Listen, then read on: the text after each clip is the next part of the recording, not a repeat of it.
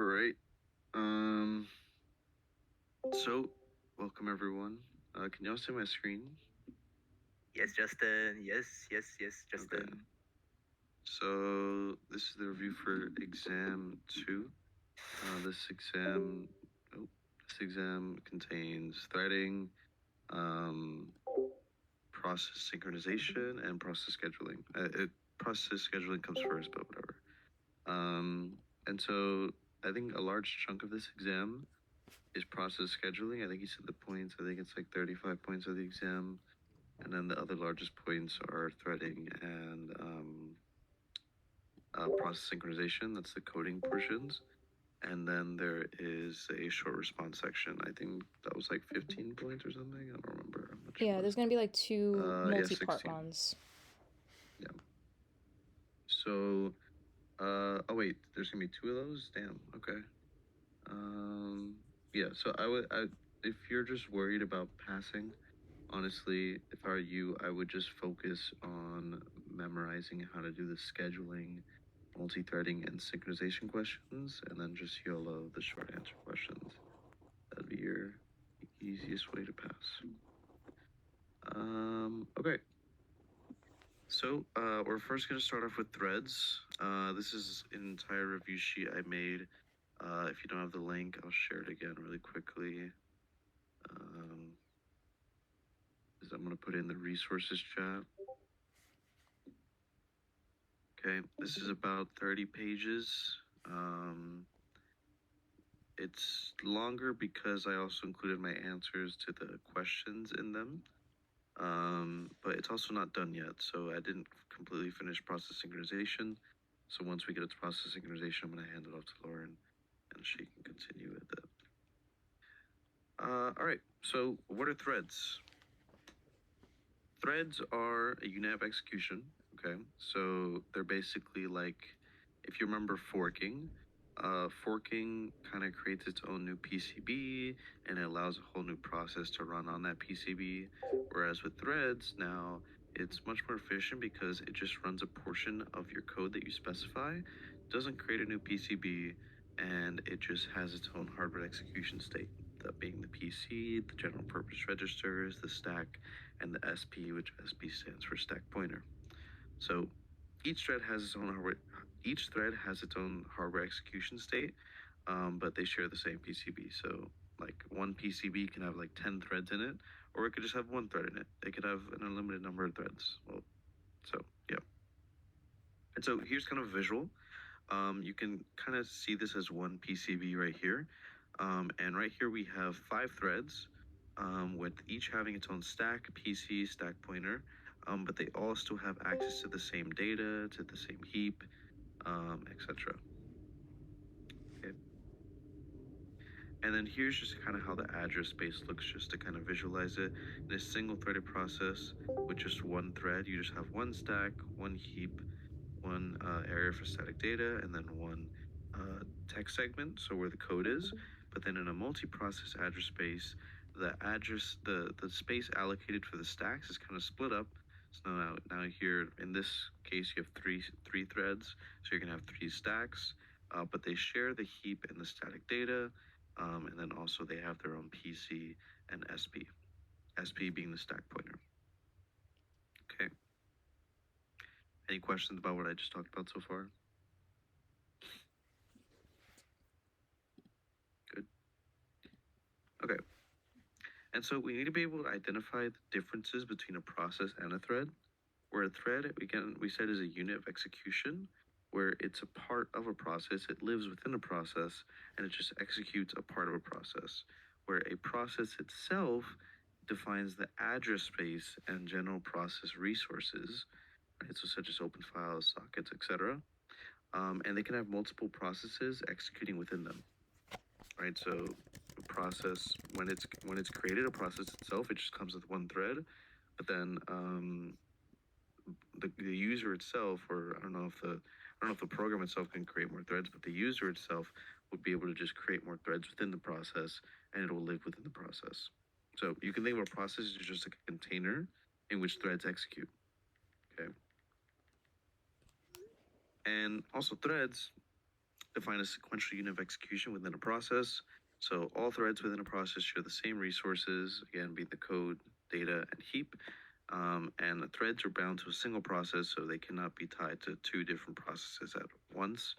And it's just a unit of scheduling, unit of execution. It just executes one part of the code that you specify. Okay. And here I listed some useful thread methods that you should know for the exam. This will come in handy for the coding question or the coding portion. This part you kind of need to know. Actually, he did specify that on the exam he's going to give you preset methods for you to use. He'll specify it in the question. So these aren't really as relevant for this exam, more so for the project. But you can still kind of use them in the same way. He's still going to give you a create method. He's going to give you a join method, and exit you won't really need to know. Okay, but those are the three main ones. And so here's an example. The code won't really look like this on the exam. You're not going to have, again, void start arg1 or anything like that. He's going to give you a preset method, but this is kind of how it works. Anytime you want to make more than one thread, you create an array of threads, and for each thread, you run pthread create on it. What does that do? It basically just, again, creates the thread, and it assigns it what code block it should be executing, and it passes it its arguments, right? So for this example here, we're assigning thread 1 the code block func1, and we're passing it argument 1.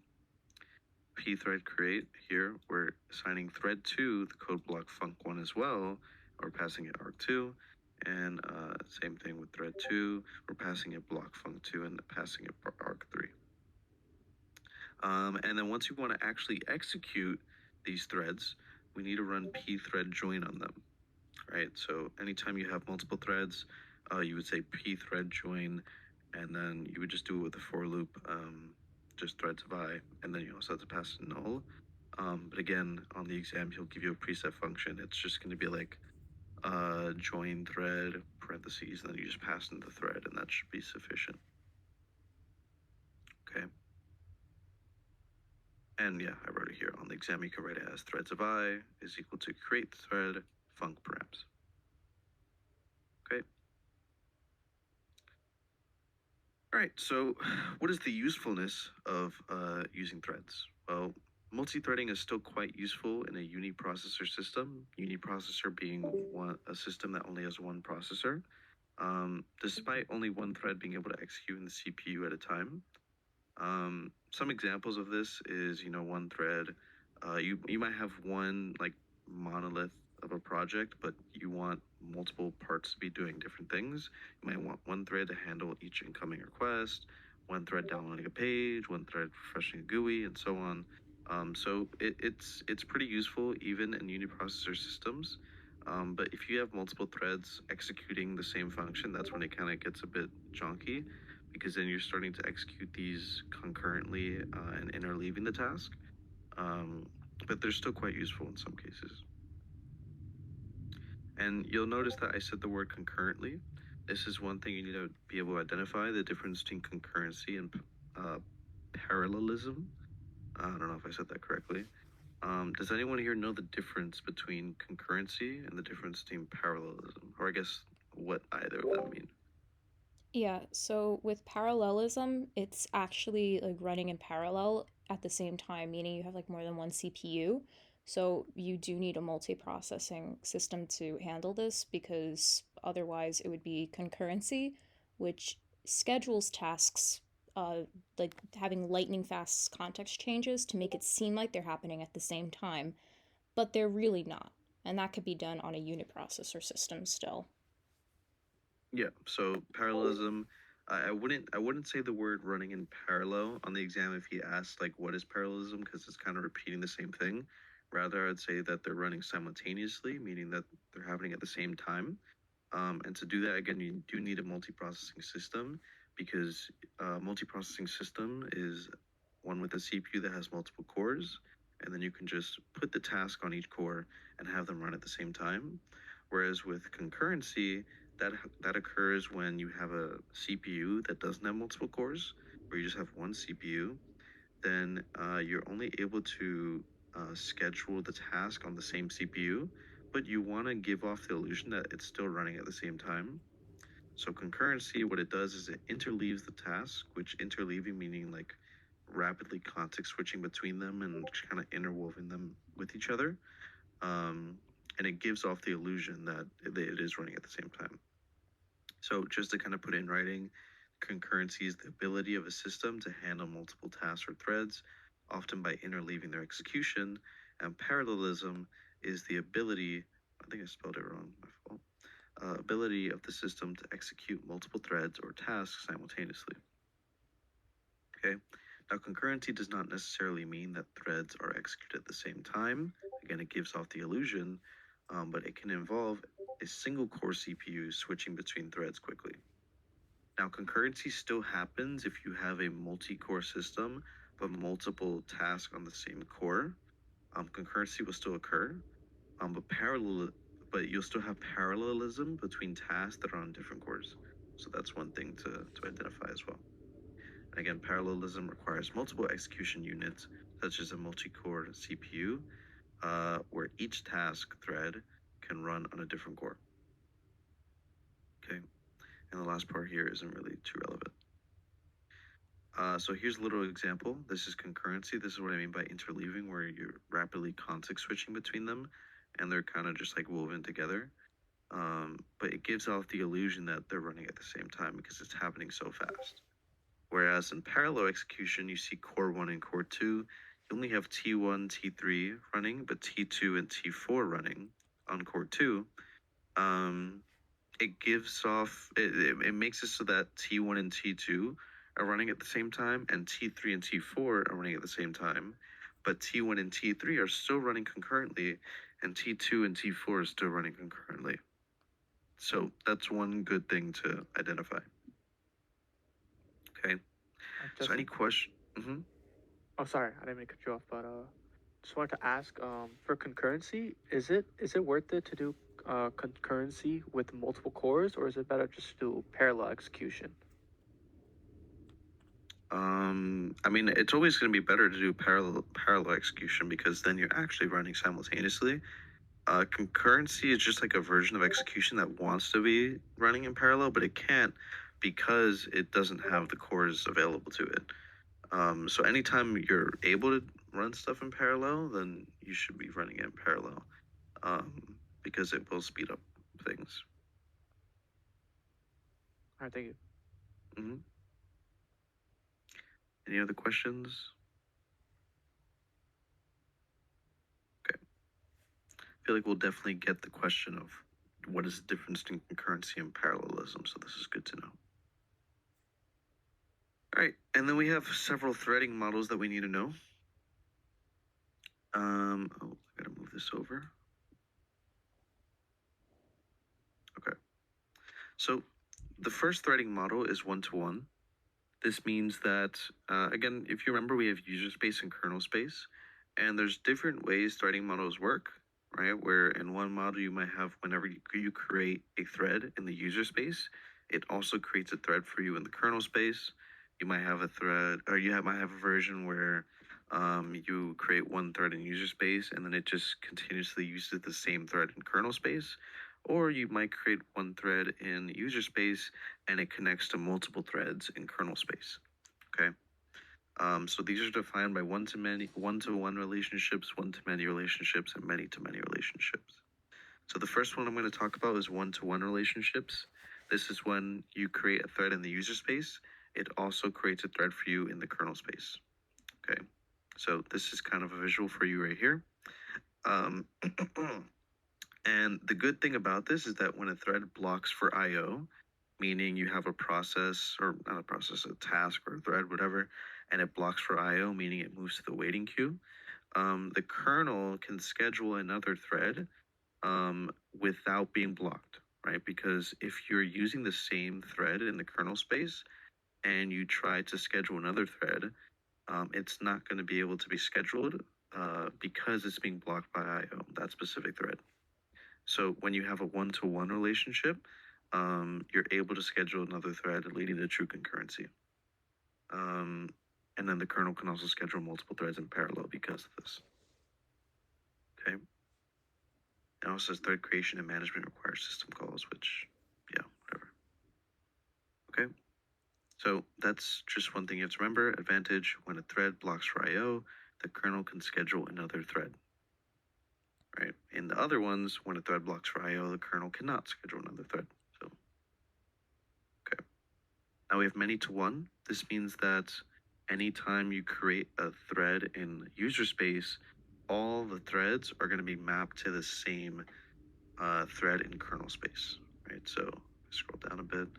Many user level threads are mapped to a single kernel thread. Okay. Um, so just a disadvantage over here, a user level library manages thread creation management, but when a user level thread blocks for I/O, all the other user level threads get blocked with it. The kernel also cannot schedule multiple user level threads in parallel. So this is kind of like a negated version of one-to-one, where one-to-one, when a thread blocks for I/O, the kernel can schedule another thread, and the kernel can also schedule multiple threads in parallel. But in many-to-one, when a user level thread blocks for I/O, all the other user level threads get blocked, and the kernel cannot schedule multiple user level threads in parallel. Okay. All right. And then finally, we have many-to-many. Many-to-many is just that whenever you create a user thread, it's going to map to many other threads in kernel space. And if there's a thread in kernel space, it's potentially mapped to many user threads in user space. Right? So many user level threads are mapped to many kernel threads. Okay. And so this is just kind of how it looks. OS allocates a sufficient number of kernel threads to run many user level threads concurrently and in parallel. So I don't think this will appear on the exam really many-to-many because it's difficult to implement and it's not really common. But you will possibly get a question on one-to-one or many-to-many where you'll get like I think there's a practice problem on it, which we'll go over in a bit, where it's like, let's say you are using a threading model like many-to-one, and you have two threads, T1 and T2, and T1 tries to block for I/O, and then the scheduler tries to schedule T2. Will it work? Right? You can get a question like that. Right, so a quick little TLDR. Threads allow different parts of the program to be run, similar to fork, but without creating a new PCB.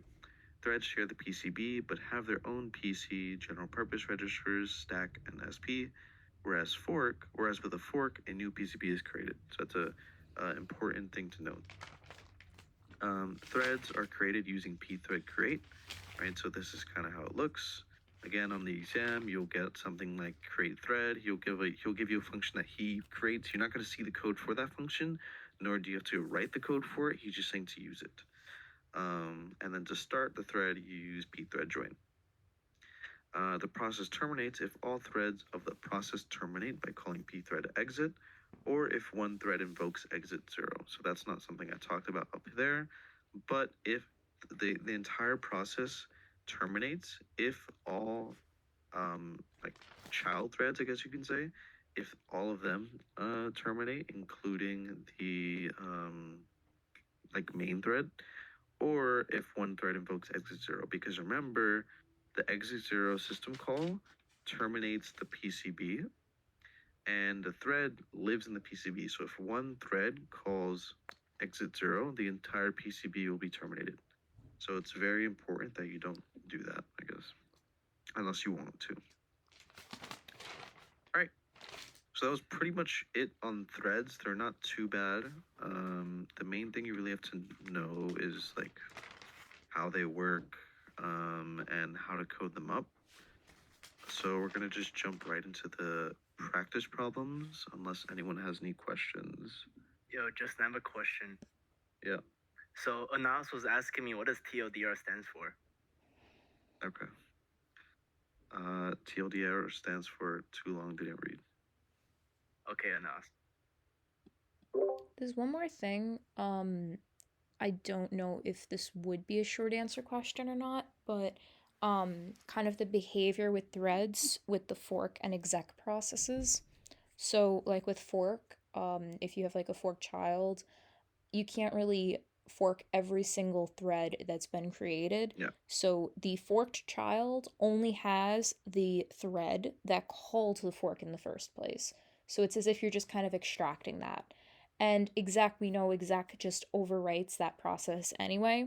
So exec is going to just literally replace it with a single thread too.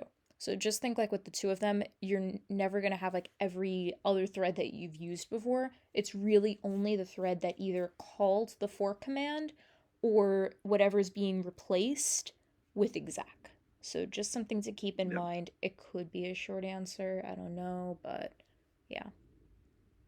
Yeah, I think that was one of the practice problems, so Yeah. it could potentially be one. Even then, it's not too hard to remember. Just know that the fork, if you call fork in a multi-threaded process, it's not going to clone all of the threads. It's just going to clone the thread that's called fork. And if you have a thread that calls exec, then it's just going to overwrite the entire process. So it's going to delete the entire process, not just like what function you applied it to or just the thread itself. It's going to delete the entire PCB, create a new PCB, and or actually no, not delete the entire PCB, but it will like overwrite it basically. So yeah. All right, any other questions? All right, so we're going to move on to the practice problems. Again, you guys have the list of these problems as well. So if you haven't done them already, feel free to jump in and answer any of them. Or if you have done them already, just feel free to compare your answers to the ones here. All right, so I gotta zoom out a bit because this is like hard to scroll with. Okay. So first question says, briefly explain how a thread differs from a process. Would anyone like to jump in here, or do you want to read my answer? Could I answer? Yep. A thread is an instance of a process, while like a process is like the program in execution. And I think it's like a very short answer, but like it's fine. That's good. I want to be a bit more specific because if you say like an instance, actually, I think that'd work. Yeah, that should be fine. If unless Ackendler's like nitpicky. Yeah, a But unit what I of put is execution or instance, kind of the same thing. should be fine. Okay. But yeah, what I put is a process is a currently executing program with its own PCB that defines the address space and general process resources, whereas a thread exists within a process and is a sequential unit of execution within a process. But it shares the PCB of the process. The only thing it doesn't share is the PC, general purpose register, stack, and SB. Okay, that was just kind of a more fleshed out version of what he said. All right, number 2 says, what state information does a thread share with other threads in the same process, and what state information, or in parentheses, is private specific to a thread? Be explicit in your answer.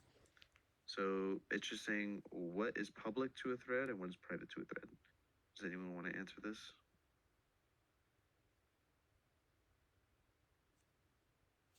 Poyao, do you want to answer this? I think Anas knows the question, the answer. Yeah, basically like a thread shares like the same like set of open files and IO within like other threads, like code and data, and what it has like private would be like a program counter, like the current what do you call it, call stack and registers for that thread. Yeah, right. Where what's private to the thread is what we specified before: PC, general purpose registers, stack, and SP. Yeah. But what's public to all threads would be, for example, the code itself, the heap, the static data, Also, yeah. things like that. So that's exactly what I put here. A thread shares Can with you other answer threads. the next question, Poyao? A thread shares with other threads in the same process. Wait, a thread shares with other threads in the same process, share the same resources. What did I write here? A thread shares with other threads in the same process, the same resources, code, data, and heap. But what they don't share, i.e., what is private to a thread, is the thread state. So PC, SB, stack. general purpose registers. I don't think I worded that correctly. I'll fix that later. Yeah, whatever. Okay. Number 3 says, what resources does the OS allocate for a thread during thread creation? How do they differ from those allocated when a process is created? Right, differ from those allocated when a process is created. So, does anyone want to answer this, or should I explain this one?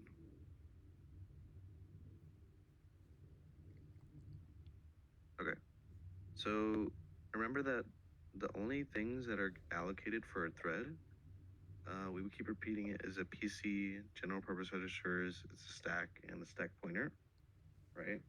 Those are like the only things that the OS allocates. But that differs from a process because when you allocate, when a process is created, you need to allocate everything in the PCB, right? So that not only does that involve allocating space for the PC, the stack, the stack, the SP, things like that. It also involves allocating like space for the heap, space for the static data, and things like that. So that's kind of what I put down here. The OS allocates for a thread during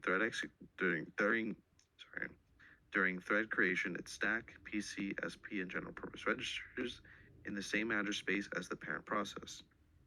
This differs from the resources allocated when a process is created, because when this occurs, an entirely new address space is allocated, new execution state, so PC, registers, stack, and SP, and a new PCB, where threads share the same PCB as the parent process. Right. So whenever a thread is created, the only thing that's allocated is the stack, the PC, the SP, and the general purpose registers.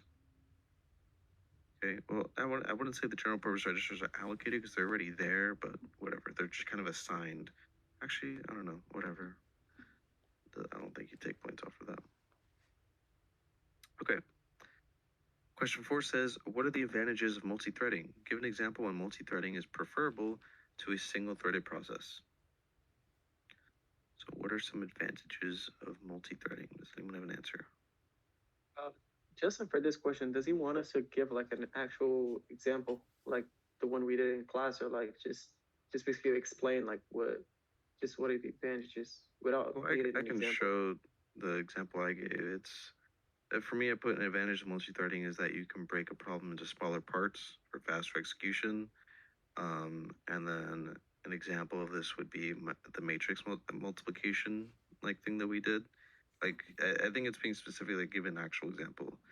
And then I expanded upon it. So I said you can have numerous threads execute different parts of the problem at the same time for faster execution. But in a single threaded process, you would just have one thread to handle the entire multiplication. This becomes tedious when the matrix becomes really large and will cause the process to last a very long time. So I think it was saying to give like an actual example of it.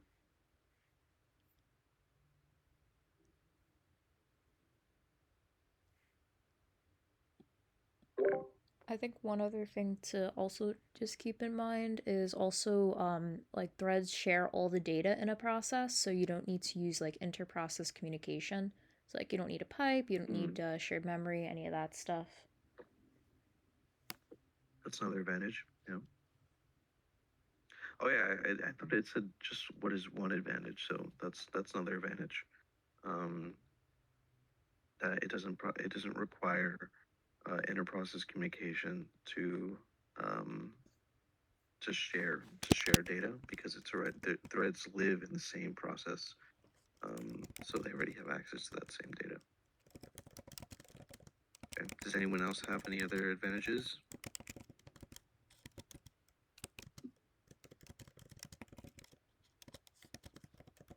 Nope. Resource Alright. usage is like better because it's like multiple threads. You said resource usage is better? Yeah, like since it's multiple threads. What do you mean by resource usage? Like since or it just can, like using. yeah, since it can like use the several cores. Oh, gotcha. Okay, yeah, that makes sense. Okay. All right. Number 5 says list one item that is shared by all threads and one item that is private to each thread. Again, this is same to what we were just talking about. I'll just say it, list one item that's shared by all threads. That could be the heap or dynamic data. And one that is private to each thread is their stack, right? Because each thread has their own stack. For this one, I put one item that is shared by all threads is their address space. So they all share the same address space. And one item that is private to each thread is program counters. So they all have their own PC. There's multiple different answers to this. So Is the heap whatever also you a put. valid answer? Yeah, so that's the dynamic data or the heap. Yeah. Okay. All right. Now this one says, what's the purpose of the pthread detach function? I know we didn't talk about it up there, but does anyone know the answer? I think I actually forgot. I can answer. Hmm? So like what detach does, it avoids the thread from going to zombie state, which like pthread exit would have done. And so like detach immediately cleans up after like the thread termination. So like there's no need to wait for a join because that's what exit does. Yeah, so it basically just prevents the thread after it terminates to go into a zombie state. Actually, we just read what I put. The purpose of the pre-thread detach function is to make it so that the thread won't go into a zombie mode and wait until another thread terminates it with pthread join, and that the thread can be terminated automatically with automatic resource cleanup upon termination. Okay, so it's just freeing up that space immediately. I think that's done. I I don't remember if detach is done after create or as a substitute for create. I'm pretty sure it's done after create. You just create it and then you detach it, and then after detaching it, you run join on it. I think I don't remember, but yeah, think that's you're what right, detach yeah. function does. Sorry. Yeah, I think you're right. I think it would be after the case because either you would do detach or you do join. Okay. Yeah. All right. And then number 7 says list 2 conditions under which a multi-threaded process terminates. Okay. So again, we talked about this before in the notes above. What are 2 conditions on which a multi-threaded process terminates? Does anyone have the answer? If either like all the threads in that process terminate, or either one of them basically calls exit syscall. Yep. So 2 conditions under which a multi-threaded process terminates are if all threads terminate or if one thread terminates using the exit system call. Because again, remember, exit system call just terminates the entire PCB, and the threads all share the same PCB. So if one thread calls it, the entire thing dies. It's not like that one thread gets terminated. Okay. Question 8 says define concurrency and parallelism and briefly explain the difference between the two. So again, like we said before, parallelism is when tasks are able to be ran simultaneously. And to do that, you need a multi-core system where you can put these different tasks on different cores and they're able to be ran simultaneously. Whereas concurrency, it's usually on a single core system where they aren't able to be exactly ran at the same time, but they're able to give off the illusion that they are by the CPU interleaving the task execution together, where there's like rapid context switching. So it gives off the illusion that it's being done at the same time. Okay, so again, we can read what I said. Concurrency is when a system can handle the execution of multiple tasks by interleaving their execution, whereas parallelism is when a system can handle execution of multiple tasks simultaneously. And the difference is that concurrency doesn't execute the task at the same time, but rather appears to execute them at the same time through rapid context switching. And parallelism is accomplished by using multi-core CPUs where tasks are scheduled on different cores in order to execute at the same time. And we give a visual of that up above. So if you want to check out that diagram again, the link is in the resources chat. Okay. Now number 9, if you have a concurrent system, i.e. a multitasking or multi-threading OS, does the underlying hardware have to have multiple CPU cores? Okay. So remember, a concurrent system is when you are interleaving tasks together. And when you're having multiple CPU cores, that's more so fit for parallelism rather than concurrency. Whereas with concurrency, that mainly occurs when you have one core executing a bunch of tasks. So they interleave the tasks together because they keep interrupting each other. And so the question says, does the underlying hardware have to have multiple CPU cores? The answer would be no. So again, the underlying hardware does not need to have multiple CPU cores. This is because tasks are able to be interleaved with one another, so a multi-core CPU is not required, as those are for parallelism. Okay. Number 10, to achieve parallelism, does the underlying hardware have to have multiple CPU cores? Why or why not? Again, we just explained it. Parallelism requires multiple CPU cores because in order to execute tasks simultaneously, you need to be able to put one task on one core, one task on another core, and then execute them at the same time in order to have parallelism. So my answer is yes, the underlying hardware must have multiple CPU cores. And same explanation. This is because there aren't multiple. If there aren't multiple CPU cores, the tasks will end up being interleaved on the same core, which is concurrency. Okay. Number 11, give one reason why you will want to implement a multi-threaded application in a single core machine. So again, this is kind of what we talked about above, where multi-threaded applications still have use cases in single core and multi-core applications, right? So for example, let's say you have a text editor, right? And in the text editor, you want to have one task that sends the actual user input and another task that updates the GUI, right? So these are these are two threads that don't exactly clash with each other, and so they still have a good use case, right? So again, you may want to implement a multi-thread application on a single core machine to break up parts of a problem into smaller parts for faster execution. That's kind of similar to the matrix multiplication problem we did. That's just one use case, but again, the other use cases would be like the ones we talked about up here. Where again, what I was talking about here, one thread downloading a page, one thread refreshing the GUI, one thread reading user input, one thread refreshing the GUI, one thread saving the file to the disk, etc., etc. Okay. So just one thread doing different parts of the problem at the same time, or supposedly at the same time. Okay. Number 12, and I think there's only 14 questions or 15. Okay. Number 12, consider an OS where the threads are implemented by a user-level thread library and all threads of a process are mapped to just one kernel thread. Okay, so what does that mean? Remember, mapped to just one kernel thread, that's many-to-one mapping. He gave it to us in parentheses. He probably wouldn't do that on the exam, but it's many-to-one mapping. Consider a process that has two threads, T1 and T2, and T1 is running.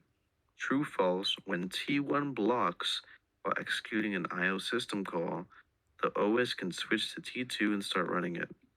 Justify your answer. So this is what we talked about before. Would anyone want to take a shot at this? Does anyone know the answer?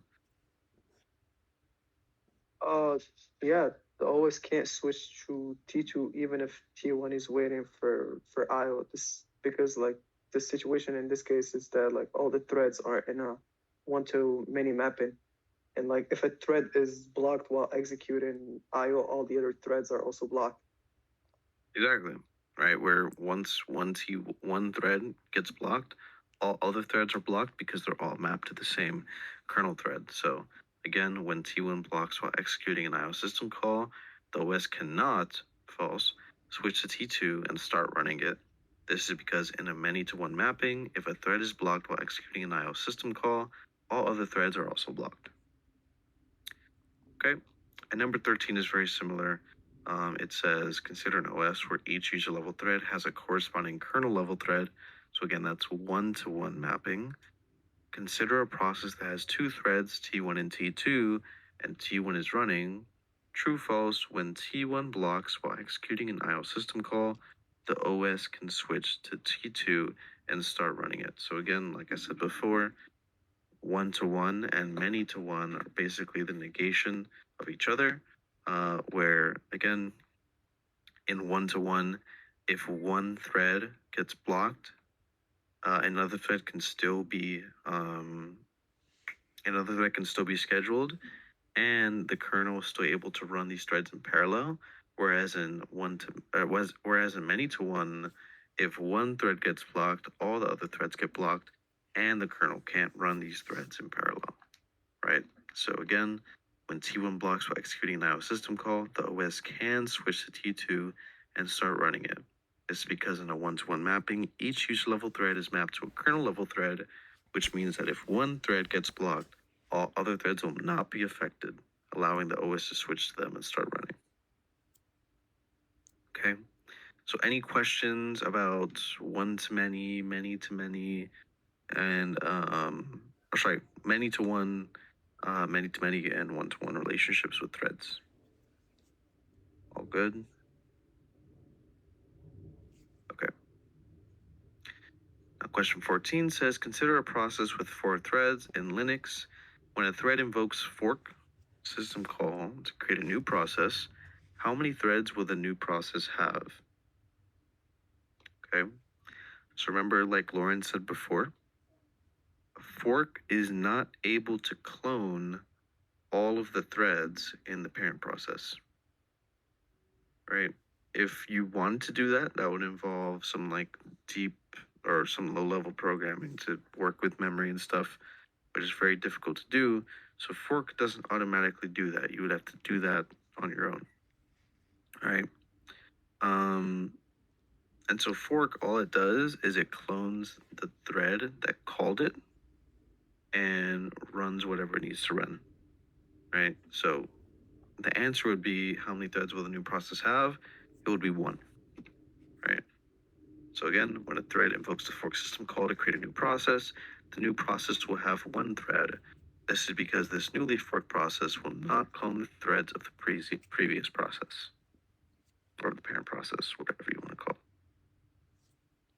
So you're saying fork can't clone threads at all, right? It cannot. It can only, it can clone threads. It can only clone the thread that called it. It can only clone 1 thread, basically.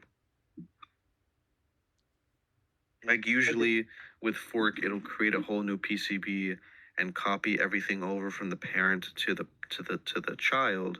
But in this case, it'll copy everything over except all the other threads that weren't related to the thread that actually called fork. Okay. Number 15, very similar. It says, consider a process with 4 threads in Linux. When a thread invokes exec system call to load a new executable on top of the current process, how many threads will the new process have? Again, when you call exec, doesn't matter if it's on the main thread or a new thread. When you call exec, it overwrites the current PCB and replaces it with the process that you defined in exec, right? And so it says, how many threads will the new process have? It's just going to have 1, and that 1 thread is going to be executing the process that you specified, and all the other threads that existed beforehand are going to be terminated. So again, when a thread invokes the exec system call to load a new executable on top of the current process, this new process will have just 1 thread that executes what was passed in the system call, and the previous process and all other threads will be terminated. Okay. I think this is the last question here, or there's some coding questions here, which that's good to know. But this one, I think it just goes into coding now. Okay, yeah. So this question says, what's the output of the following code when run in a Unix system? Assume you have two functions, create thread, farg, creates a thread that starts running at the function f, and takes the argument arg and returns the ID of the created thread. And join thread in thread ID is used to wait for the termination of a thread. So these are, again, similar to what you'll get in the coding problem for the threads. It'll say to use these. So this is our program here. Okay. We have a global variable G and a global array storing ints that are the thread IDs. And in main, we see that we assign the second thread to create thread, and we pass the value 1, and the first thread we pass the value 0. And they're both running the function t. Okay. Then we say join threads on the first thread. Okay, and again, join thread is used to wait for the termination of a thread. So it's going to go ahead and run this function t on this thread. And then it just runs t itself by passing in the value 3. Okay, so I'm going to go up here. Okay, can you guys see me writing on my screen? Yeah. Okay. So to work with this problem, we're going to write out our initial values. So g is equal to 0, and we have two threads. So for the first one, we say join threads of tid 0. So we're going to be running the function t on thread 1. And in thread 1, we passed in the value 0 to arg. So here arg is equal to 0. Okay? And then in our function, we say, okay, if arg is equal to 3, it's not, so we continue. If arg is equal to 1, it's not, we continue. If arg is equal to 0, it is, so we continue into this if statement. It says join thread TIDs 1. What does that mean? It's saying execute thread 2. Okay? And so thread 2 is running the same function, but it's passing 1 to arg. So now I'm gonna go over here and put g is equal to 0 and arg is equal to 1. So this is t1 and this is t2. Okay. And so we're going to start back up here. We say if arg is equal to 3, it's not. If arg is equal to 1, it is. Then we increment g. So now g is 1. And this is going to be our global version up here too. So g over here is 0. So arg is 1. And then we print f this. So it's going to print thread 1, g 1. Okay. Because again, it incremented g and then it printed that. After that, it terminates. Now T2 has finished executing, and now we're back here. When we're back here, the value of g in T2 gets updated to the global value. So now it's no longer 0, it's 1. Okay. And then we say g++, so it gets incremented again, and now it becomes 2. Then we say print f thread 0 g0. Oh, sorry, wait, it doesn't become 2 yet here. It becomes 1 here and then 2 here. This is our global version, so we're going to keep that alone for a sec because now we're just in the thread 1. Okay. And so from here, again, we're going to say, hold on. Oh yeah, so G got incremented to 2, and then we print it. So we say thread 0, G2.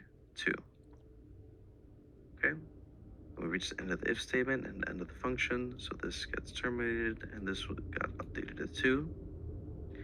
And then finally, this is where we left off, so now we're gonna execute this function here, T3. For T3, arg takes on the value of 3, and again, remember, this isn't a thread calling this, or this is the main thread calling this, so we're no longer using any of our other threads.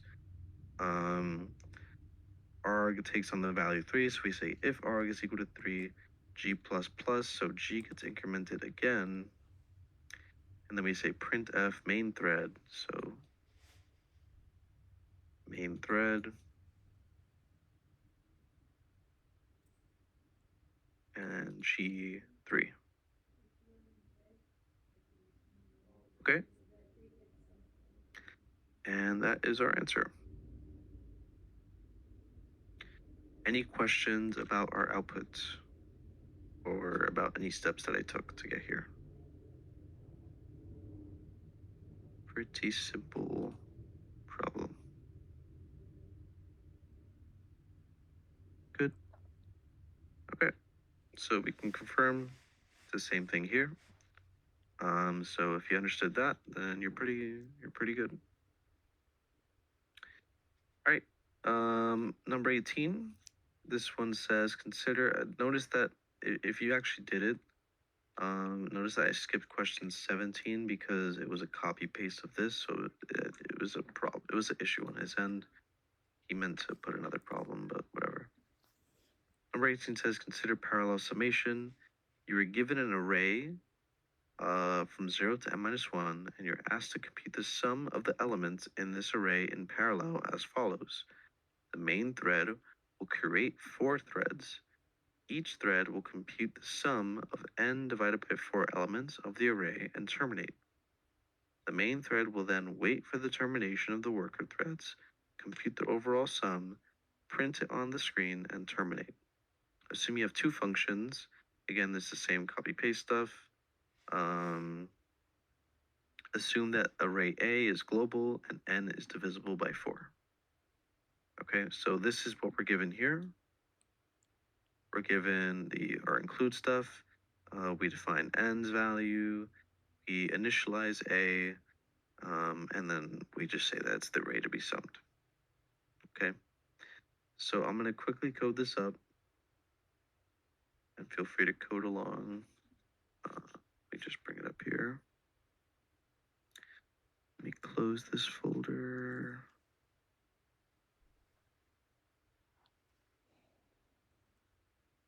Give me 1 second.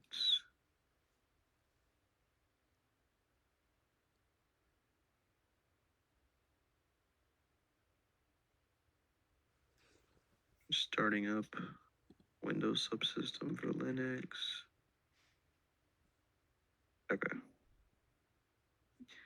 So let me just make a new file.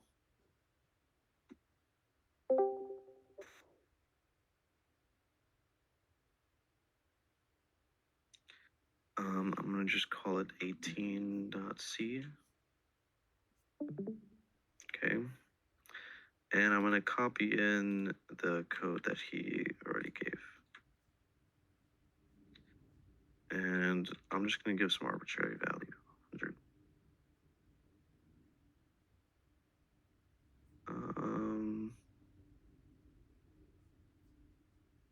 I don't know what it's saying here. Expected.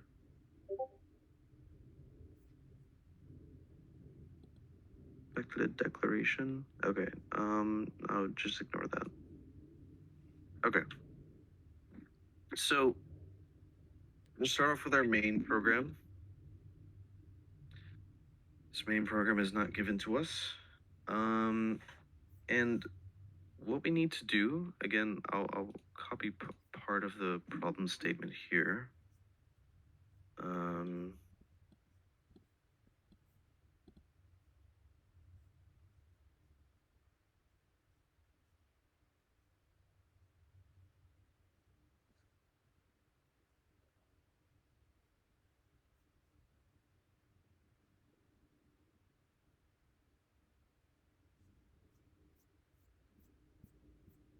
Okay.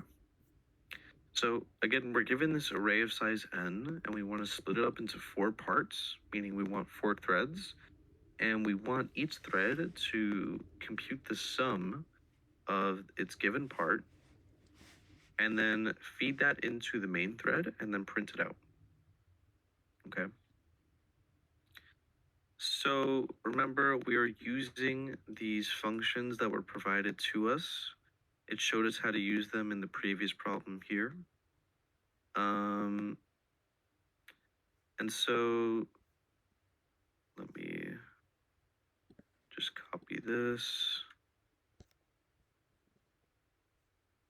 These are the functions that we're going to be using.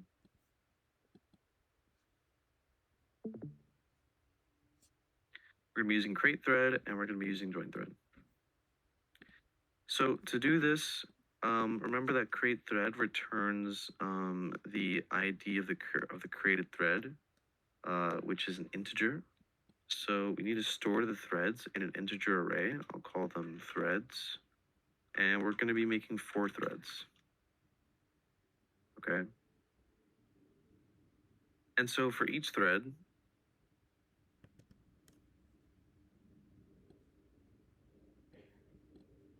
we want to say thread of I, or threads, sorry.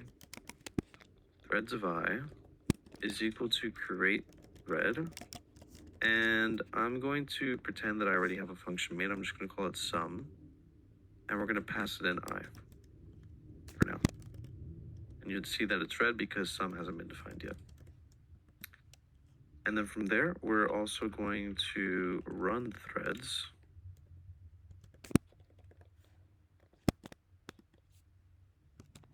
By running join thread and passing it threads of I. Okay, this is exactly what I did up here. All right, so now we have to actually go ahead and create this function. It's going to be a void function called sum. And I'm going to pass it in the thread ID, so I'm going to put TID. And so, again, remember what we need to do is we need to sum up the given bounds that we are assigned, or the specific thread has been assigned, and then we need to somehow pass it to our main function and then print it. So I'm going to create a variable called s just to store the sum, and it's going to be set at 0. And we're going to have a variable start and a variable end to signify where we should start and where we should end at our current thread. Those being the indices, okay? And so remember, we're breaking it up into n divided by 4, or we're breaking it up into 4 parts, right? So for the first thread, it'd be working on 0 to n divided by 4 minus 1. The second one would be n divided by 4 to 2n divided by 4 minus 1. The third one would be 2n divided by 4 to yada yada. Okay. On your code it says ID instead of TID. It doesn't matter. Okay. So just let me know if you have any problems with this or if you don't understand what I'm writing here. But this is how you do it. It's n divided by 4. TID is the ID of the thread. So for the first thread, that ID is going to be 0.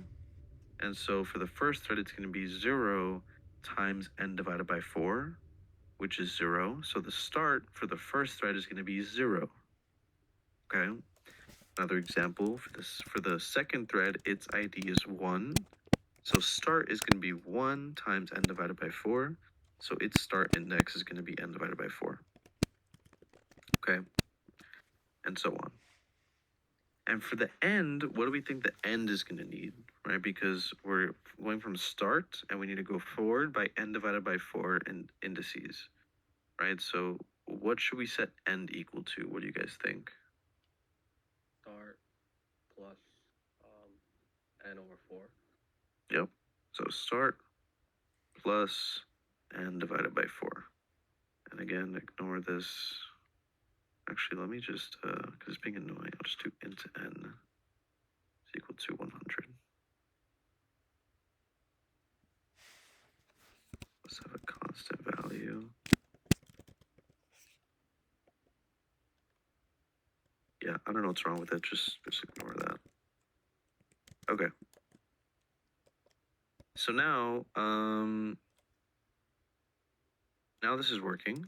We have our start and we have our end. And so what we're going to do is we're going to loop through A, and I is equal to start, I is less than end, and I plus plus. And we're going to say S, again, this is storing our current sum, S plus equals A sub I. Okay. And now you might think, okay, let's just say return S, but remember, we can't just say return S. The function that we assign to a thread isn't able to have a return value, right? And so we need some way of supplying our main thread with the value in our current thread. Well, what's shared between threads? Our current thread, what's private to it is its stack, its PC, its SP, and its general purpose registers, as well as its local variables, right? So S is currently private to our current thread. But what's shared between threads? What's shared between threads is the actual global data, the heap, static data, etc. And so we can use one of those in order to share these values between our threads. And the easiest way to do that is by using a dynamic data structure, or not dynamic, using a data structure that allows us to share it between our threads. And so to do this, we're going to be using an array of size 4, where each thread is going to be putting its return value in the specific slot in that array, and then main will use that array, sum it, and then print the sum of that array. Okay, so we're going to create it up here. I'm going to call it partial sum. And again, we have 4 threads, so I'm going to say 4. Okay. And we simply just want to add our current sum into this array. So partial sum of the current ID is equal to sum. And with this, now our main thread is going to have access to the result of partial sum, or the value of partial sum. Okay. Any questions about why we used partial sum, or didn't just return, anything like that? Any questions at all? Good. Okay. So from here, now that we have this value, or now that we have our threads terminated, and now we have our partial sums within this partial sum array, we need to go ahead and sum up this array. So I can say in S is equal to 0, and we just need to iterate over this partial sum array. So I is less than 4, I plus plus. And now I know it seems costly, or I guess like tedious to do this, but this is just for this example. You would never see anything like this in the real world because this is stupid. Okay, so we sum up every part of partial sum into this variable s, and now we have access to it. And then we can just print the result. So we'd say printf, the sum is ds.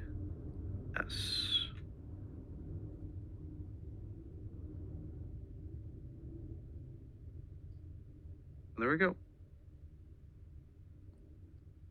That would be your solution. Okay. So let me bring it back up over here. I have the same thing over here. Can we use partial sum? And yeah, it's basically the same thing. So any questions about this?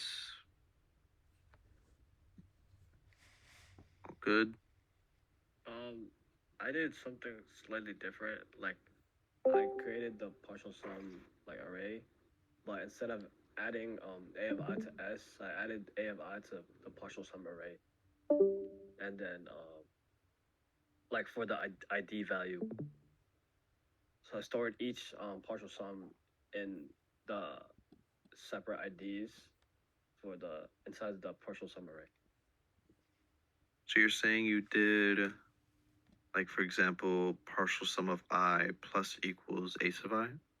Partial sum of ID plus a of I, yeah. Oh yeah, ID, yeah. So I mean that works in this case as well.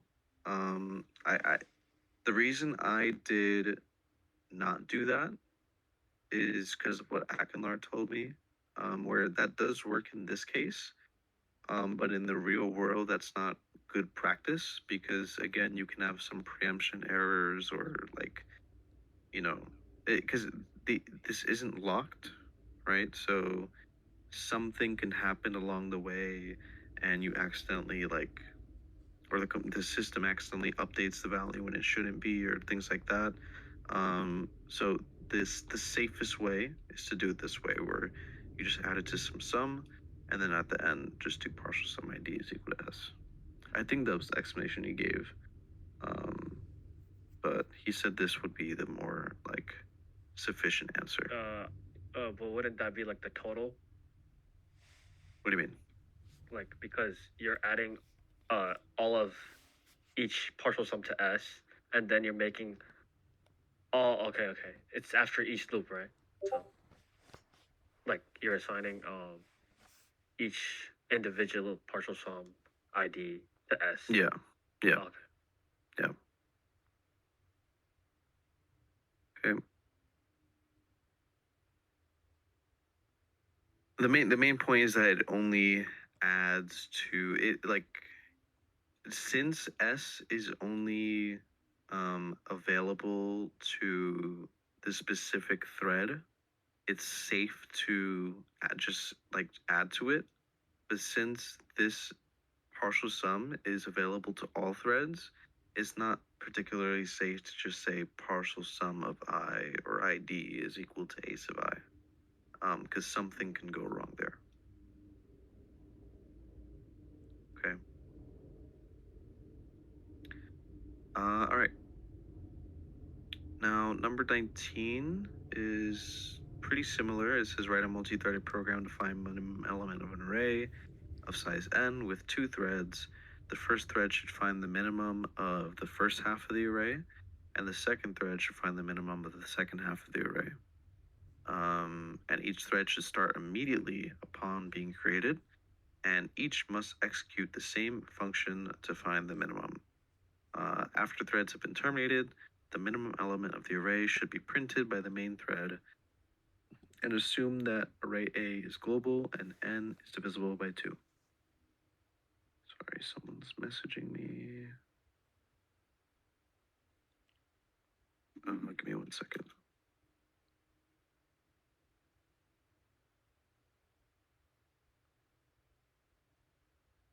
Okay, sorry. So I just to not take up too much time, I won't go through the whole coding again. But this was my solution. Again, this involves this keeping a global array in order to make main have access to the output of our threads. But the main concept is that you just want to create a function that simply just finds the minimum value of an array. And then again, you want to be able to find the bounds. So start and end, you do the same thing. Start is equal to TID times n divided by 2, and end is start plus n divided by 2. And then you would just find the minimum value, just, set the current value to the first value of whatever, and then just find it. So we did this in CS111, just finding the minimum value.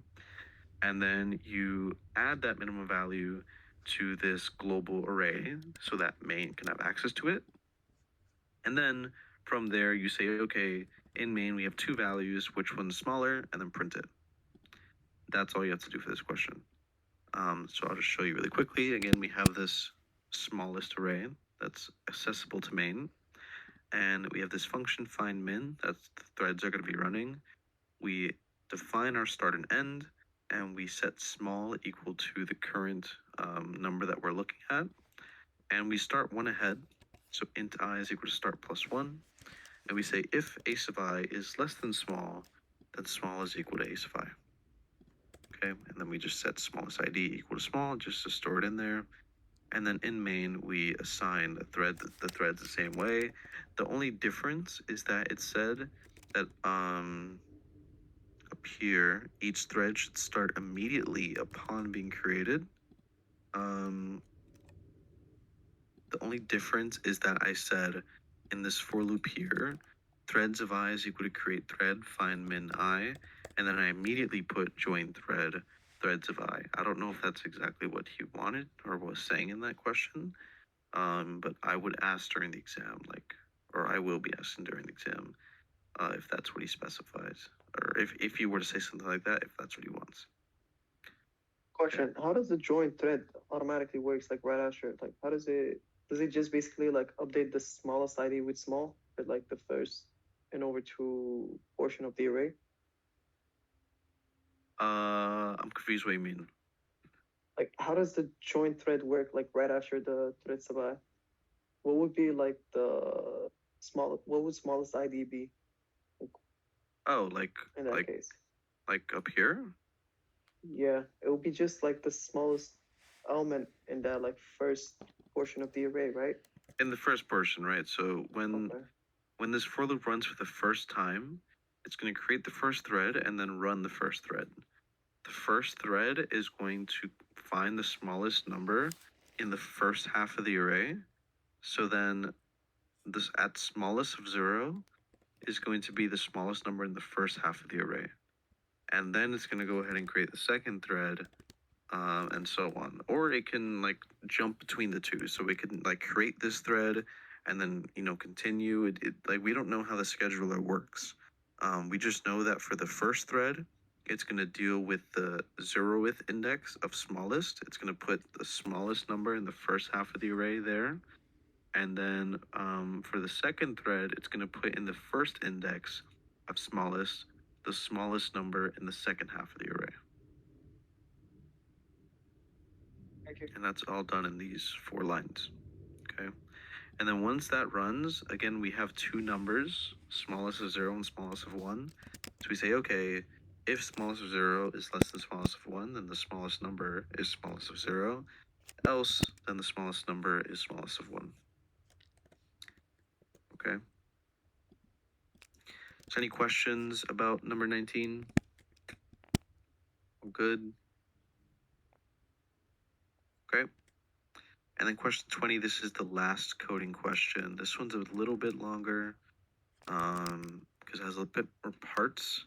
But it says you're given an unsorted array and a key, and you're asked to find the first index where key is stored in parallel as follows. So the main thread will create 4 threads. Each thread will search n fourths of the elements and terminate. And the main thread will then wait for the termination of the worker threads. Compute the overall search result, print it on the screen, and terminate. Okay, if the key does not exist in the array, then print key does not exist in the array. Assume you have 2 functions, that's the same thing. And then assume that array A and key are both global and n is divisible by 4. So this is what we're given. We're given our includes, our array, and then we have this key. So the key is what we're looking for. Okay. And so, again, this is the same thing. We're just finding a value, and then when we find the value, we want to store its index inside of an array that's global to main or accessible to main, or accessible to everyone, sorry. And we want to manipulate this array within a function that's going to be ran by the threads. Okay. So you can have some function like find key. I think that's what I have it called, find key. Yeah. And I have our global. I call it index, and it's of size 4 because we're having 4 threads, and the result of these 4 threads will be put in each index. Okay. Or its corresponding index. So again, same thing, you just need to identify the start and end, and then from there, just have a for loop, just loop through the start and end and see if you can find key. If you can, just add it to index, and then just terminate, right? So this is find key, you define start and end, and then you say for int I is equal to start, I is this an end, if a sub I is equal to key, index of I is equal to I. And that's it. That's pretty much it. Actually, I should also, sorry, I should also return here. Let's do that. Because once you find it, again, you're trying to find the smallest index, right? So if you have like, let's say key is equal to 3, and you have an array filled with 3, then it's going to continuously update index of I. So you want to make sure to put that return. Okay. Now from here, our function is pretty much finished. And so in our main, you're gonna see here that I put for int I is equal to 0, I is less than 4, and we just filled index of I with the value n. You're gonna see why I did that in a bit. Let me just show you the thread code here. Again, this is kind of boilerplate at this point. Just create the thread array and create the threads and join the threads, yada yada. And right here, you'll see I have this variable called small index. This small index is initialized to n, okay? And from here, we search through our index array, and we say if small index is less than index of I, and index of I is not equal to n. Now, what does that mean? I initially set all of index of I equal to n because if we didn't find an index in that specific portion that the thread was assigned, remember that the default value of a integer that wasn't assigned a value in an array, I believe the default value of it is 0 in C, right? And so if we left this out and we just said if small index less than index of I, then it would have just said small index equal to 0, and then that would have been it, right? And so that's why we needed to define that.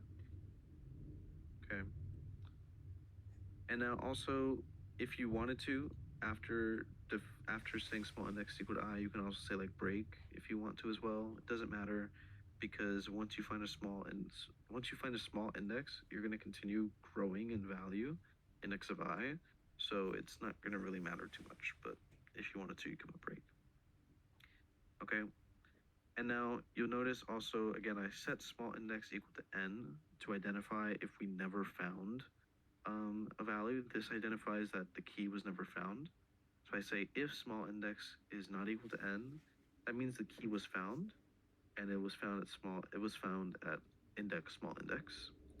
But if small index is still equal to n, that means that we didn't find the key. So we say the key does not exist. And then we terminate.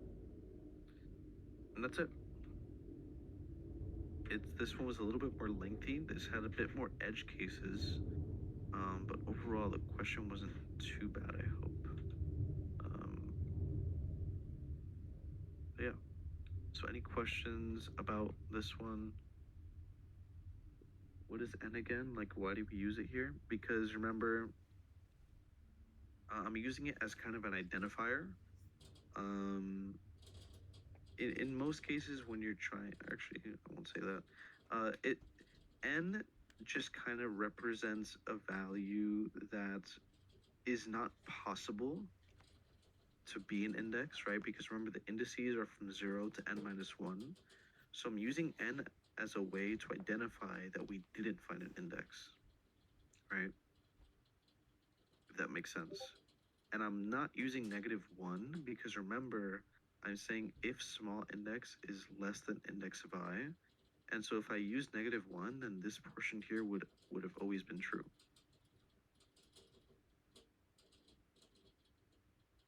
Right. So it's like an array out of bound thing, kind of like that, right? Where small index, the only values that it can take on realistically is from 0 to n minus 1. So if we went through this whole thing and its value was still n, that means that the key was never found, right? And so that's why we used n. Usually, like when I'm coding in Java and stuff, I'll use like infinity or something. But to get the value infinity in C, you had to like you had to like include like an integer library, so I wasn't gonna do that. So I just used n. Hopefully that's not too confusing. I don't know if anyone else had like a different way of doing it, but that's how I did it. Okay. Any other questions?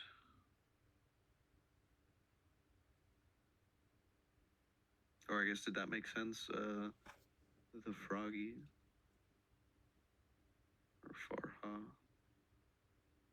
Yeah, that is Farha. Kinda. Okay. Yep, no problem. Just DM me after if you still don't understand. All right, so that's it with threads. Any other questions about threads before we move on to process scheduling algorithms? Any other questions about this stuff? All good.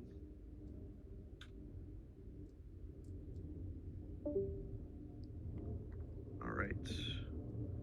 So now we're moving on to process scheduling. This is 35 points on the exam, not including process scheduling questions that may be asked in the short answer. So it is important to actually be able to understand how to draw the NAT charts and things like that, and understand like the pros and cons of each scheduling algorithm. Okay. So before we jump into it, there's two types of time scales of scheduling. You have long-term and you have short-term. Long-term just works on determining the level of multitasking programming, so how many jobs are loaded into primary memory, the active loading in a new job, and only available in batch systems. But for short-term, it's focused on which job to run next to result in good service. And it happens frequently, so we want to minimize context switch overhead. So this is kind of like a diagram. It long-term doesn't involve scheduling into the CPU. It involves scheduling into main memory. I know there's a practice problem like that. And then short-term involves scheduling into the CPU. So scheduling processes or tasks to be executed. Okay. So we're mainly going to be focusing on short-term scheduling algorithms. I think the same algorithms can potentially be used in long-term, but I have no idea. We haven't really gone over that. So short-term, the concept is among all tasks that are ready to run in a multitasking system, so tasks are sitting in the ready queue, which one do I want to run next and for how long, to maximize my throughput. Throughput being maximize the amount of tasks being executed at a given window or time frame. Okay. And so we have a bunch of different scheduling algorithms, but these different scheduling algorithms fall under two umbrellas, I guess you can say. Non-preemptive and preemptive. So what's the difference? Non-preemptive,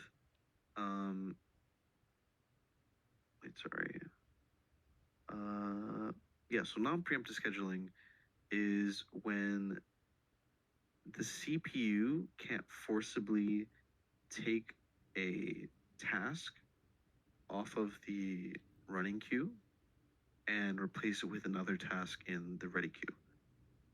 It can't take it off of the running queue and put it onto the ready queue and replace it with another one, right?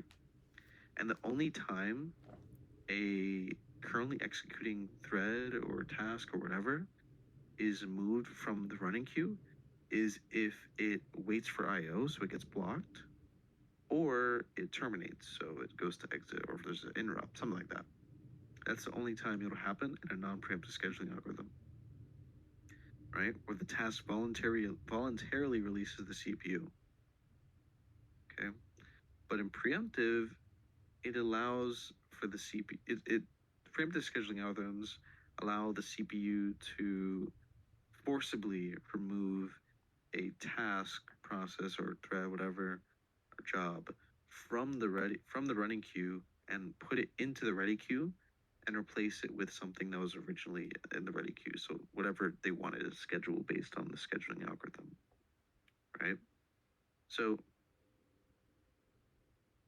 if it's preemptive scheduling, if scheduling also takes place when this wording is incorrect, but whatever. So this preemption can take place when a new process is admitted to the system. So a new process is added to the ready queue. A task completes its I/O and it's added back to the ready queue, meaning it was in the waiting queue and it was added back to the ready queue. Or if there was an interrupt. This could be like a timer interrupt with a time quantum or something. Now the scheduler interrupts the current task and forces a context switch with the next task to be scheduled in the ready queue. And this is called a preemptive scheduling algorithm. So that's the main difference. Again, non-preemptive makes it so that you are not able to forcibly remove a task from the running queue. And preemptive makes it so that you are able to forcibly replace a task in the running queue with one in the ready queue. Okay. Any questions about the difference? Good. Okay. So, what are some goals with our scheduling algorithms? They depend on the type of system. So, if you have a batch system, you want to strive to maximize the job throughput and minimize turnaround time. If you have an interactive system, so let's say a game or something, you want to minimize the response time. And then if you have a real-time system, you want to meet task deadlines. So like when something needs to be done, like it has a priority, it needs to be done by that time frame. Another goal is that you want to avoid process starvation. Process starvation is when you have a task that's being blocked by other tasks. So let's say you have one task that came in at time 0 and one task that came in at time 5, but now we're at time 20 and the task at time 0 still hasn't been able to execute. That's called process starvation. Okay. All right. So now we're going to jump into the actual scheduling algorithms themselves. First up is first come, first serve. This works as we've learned it before. First come, first serve is as it says, first come, first serve. It's like a queue. If a task comes in and they're first, they run however long they need to. And then if there's another task that came up behind it, it cannot be preempted. This is a non-preemptive scheduling algorithm. So the current task is going to continue running for however long it needs to, and then it will be replaced once it's done with the next task in the ready queue. And again, it's just like a line. So if you arrive first, you're going to be the first. If you arrive second, you're going to be the next up, third, so on. Okay. So jobs are scheduled in the order that they arrive. It's non-preemptive, and jobs are treated equally. And there's typically no starvation FCFS because they arrive in the order that they came. So if they came late, that's kind of their fault. Okay. Now there's some problems. The average waiting time can be large, right? Because if you came in at time 10, but you have like a high priority, you're going to have a pretty high waiting time because you have to wait for the other task in front of you to execute, right? Okay.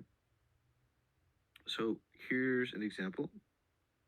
We have this, I guess, table with 3 processes coming in at time 0.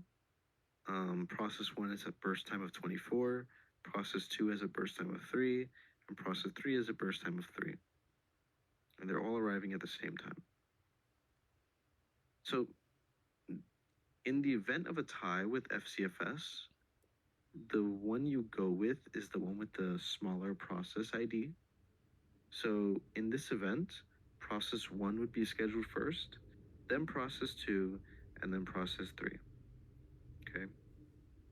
So our NAT chart is gonna show process 1 executing up until time 24, and then process 2 executing up until time 27, and then process 3 executing up until time 30. You'll see that right here. Okay. All right. And now, given this NAT chart, let's try to fill out the rest of the things that we would need to if we were given this problem. So we'd have finish time, we'd have turnaround time, and we would have, what's the other one? Waiting time.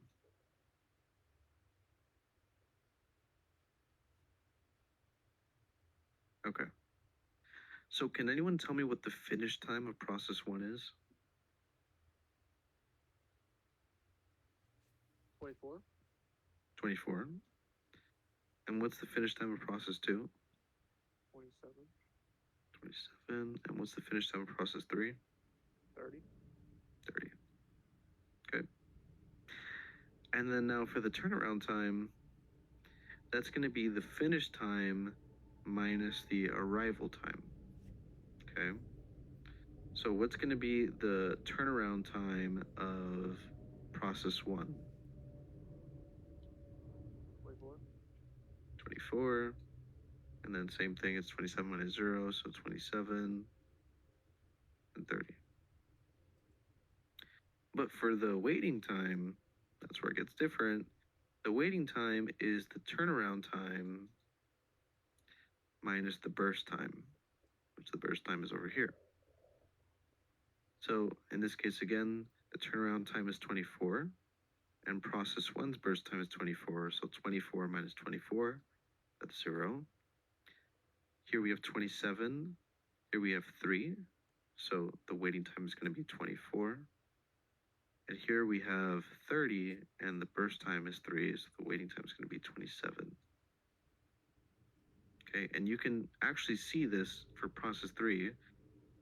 Its waiting time is 27 because it had to wait 27 units of time to be scheduled and executed. Same thing with process 2. It had to wait 24 units of time to be scheduled and executed. Okay, and now given this chart, can someone tell me how to calculate the average waiting time? Don't you just add them up and divide by 3? Yeah, you divide by the number of threads. So here we'd have 0 plus 24 plus 24 divided by 3. That's going to be 48 divided by 3, and that'd be your average waiting time. Okay. Would it be 27, Justin, or 24? Sorry. Oh, no, so yeah, 27.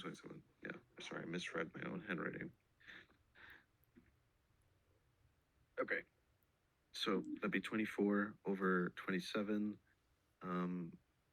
24 plus 27 over 3, and that'd be the average waiting time, which you can see that over here. Okay. All right. And you can see that it kind of switches up if you change the way you schedule things, right? Where in this case, the average waiting time is 3. So you could say that the first one has a higher like rate of process starvation, because there's an average waiting time. There's a higher average waiting time. Okay. Next one is the shortest job first. This is a non-preemptive scheduling algorithm, same as the first one, where it simply just executes the shortest job first. That's all it does. If there are two jobs that come in at the same time, it's going to execute the one that's shortest. And if it finishes executing a job, it's going to check, okay, what's in the queue? I'm going to pick out the one that has the shortest job, that has the shortest burst time, and execute that one. Okay. So here's an example. Here we have process 1, process 2, process 3, process 4, all arriving at the same time. The one with the shortest burst time is going to be executed first, that being the 3 over here, so that's process 4. So process 4 is executed up until 3, and then next we have 6, 8, 7. 6 is the least, so process 1, then process 3, and then process 8. Or sorry, process 2, sorry. Okay. And it finds its waiting time the same way. It gets the turnaround time minus the burst time, and so on. So you'd have to do that whole chart again.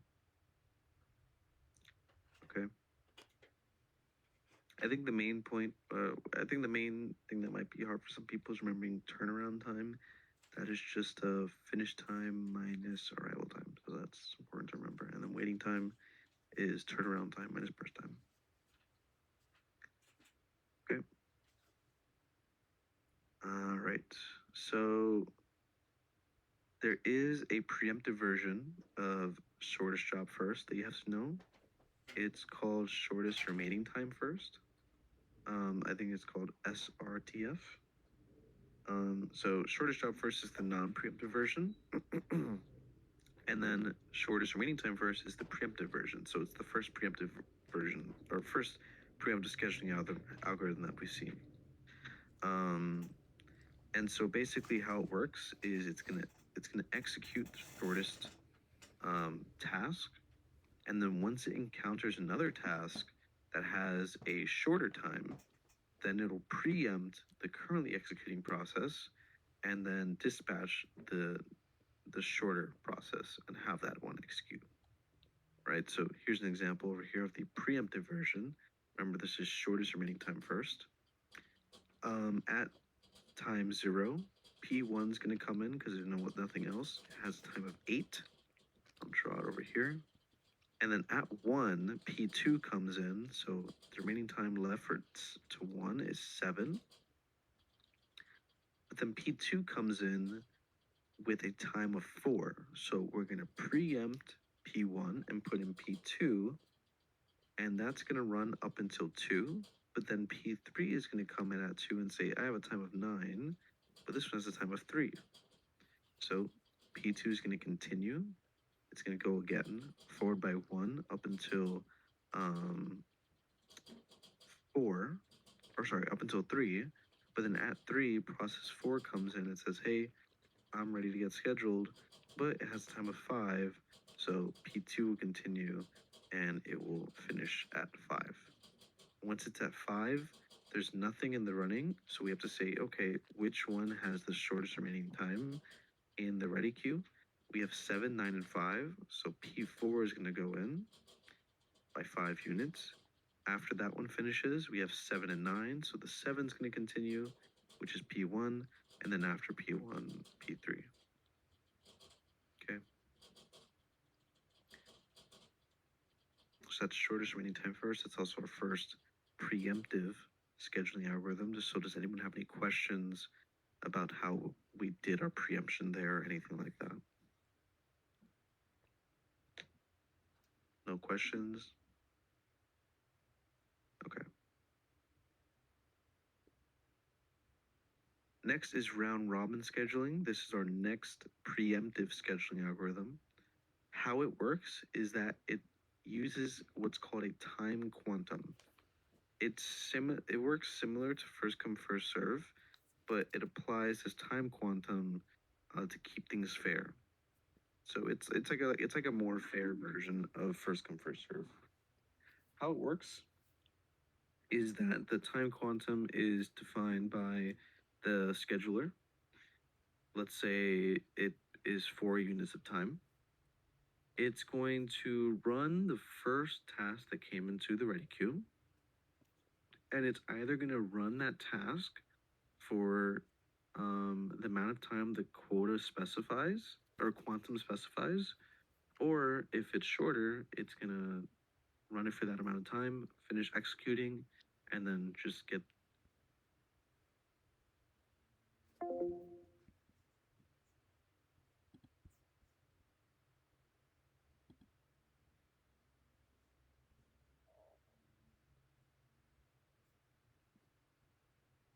Jesus, first come, first serve. So it's like everyone just stands in line. It's like it's what's called a circular queue. So people get continuously added to the tail. The tasks get added to the tail, and then it's just going to keep preempting or taking from the head of that queue. Okay, it's pretty simple, but you need to be able to understand, I guess, the faults of it, right? Where again, the time quantum is defined by the operating system or by the schedule. I don't remember which one it is. And the value of the time quantum has been like heavily researched. And they say, okay, this one's the best because it's sufficient.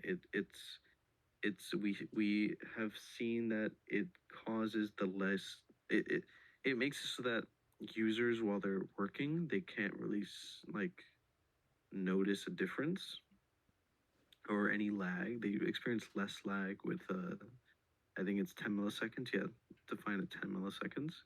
It's set as that, but there are some drawbacks if you increase the time quantum or you decrease the time quantum. What are the setbacks? Well, if you increase the time quantum, so let's say 100 milliseconds, then at that point, it's just going to be first come, first serve again, right? Because let's say you are just running a bunch of tasks that have a smaller burst time than the time quantum, and at that point, it's just first come, first serve, and you're just using overhead. You're using more like CPU power just to process the time quantum crap, right? And then if the time quantum is smaller, so like let's say it's 1 millisecond, then you're just going to be having like a bunch of costly context switching, like every millisecond. And it's just going to make the computer slow down and it's just not going to be good, right?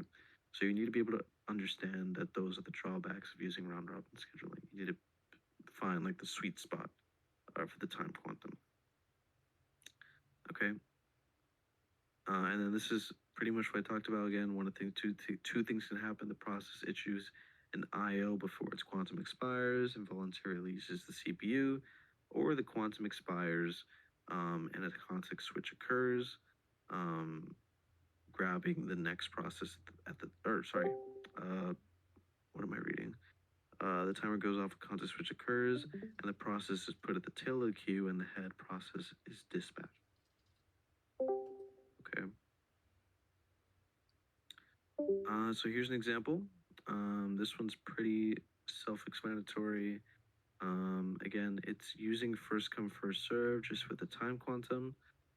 So the first one comes in is P1. Again, remember we use the one with the smallest PID if they come in at the same time. So we put in P1, it runs, but its time is 24 and the time quantum is 4. So once it hits 4, it's going to get preempted. So now we have 20 units of time left. Okay. And then P2 is going to come in. Time quantum is 4, but the burst time is 3. So after 3 units of time, it's going to finish, and then it's going to allow the next process to come in. So this is finished. P3 comes in. It also uses 20 seconds, or sorry, it also uses 30 units of time. So it's going to go up until 10. It'll terminate, and now it's done. Okay. And then finally, we're going to put P1 back in. And you're going to see that every 4 seconds, it checks, okay, is anything in the ready queue. It's not gonna it's not gonna do a preemption every 4 units of time, because that would be very costly on the system. But every 4 units of time, it says, okay, is anything in the ready queue? Nothing's there, right? P1, you can continue. And it does that all the way up until it's finished. Okay. So any questions about round robin?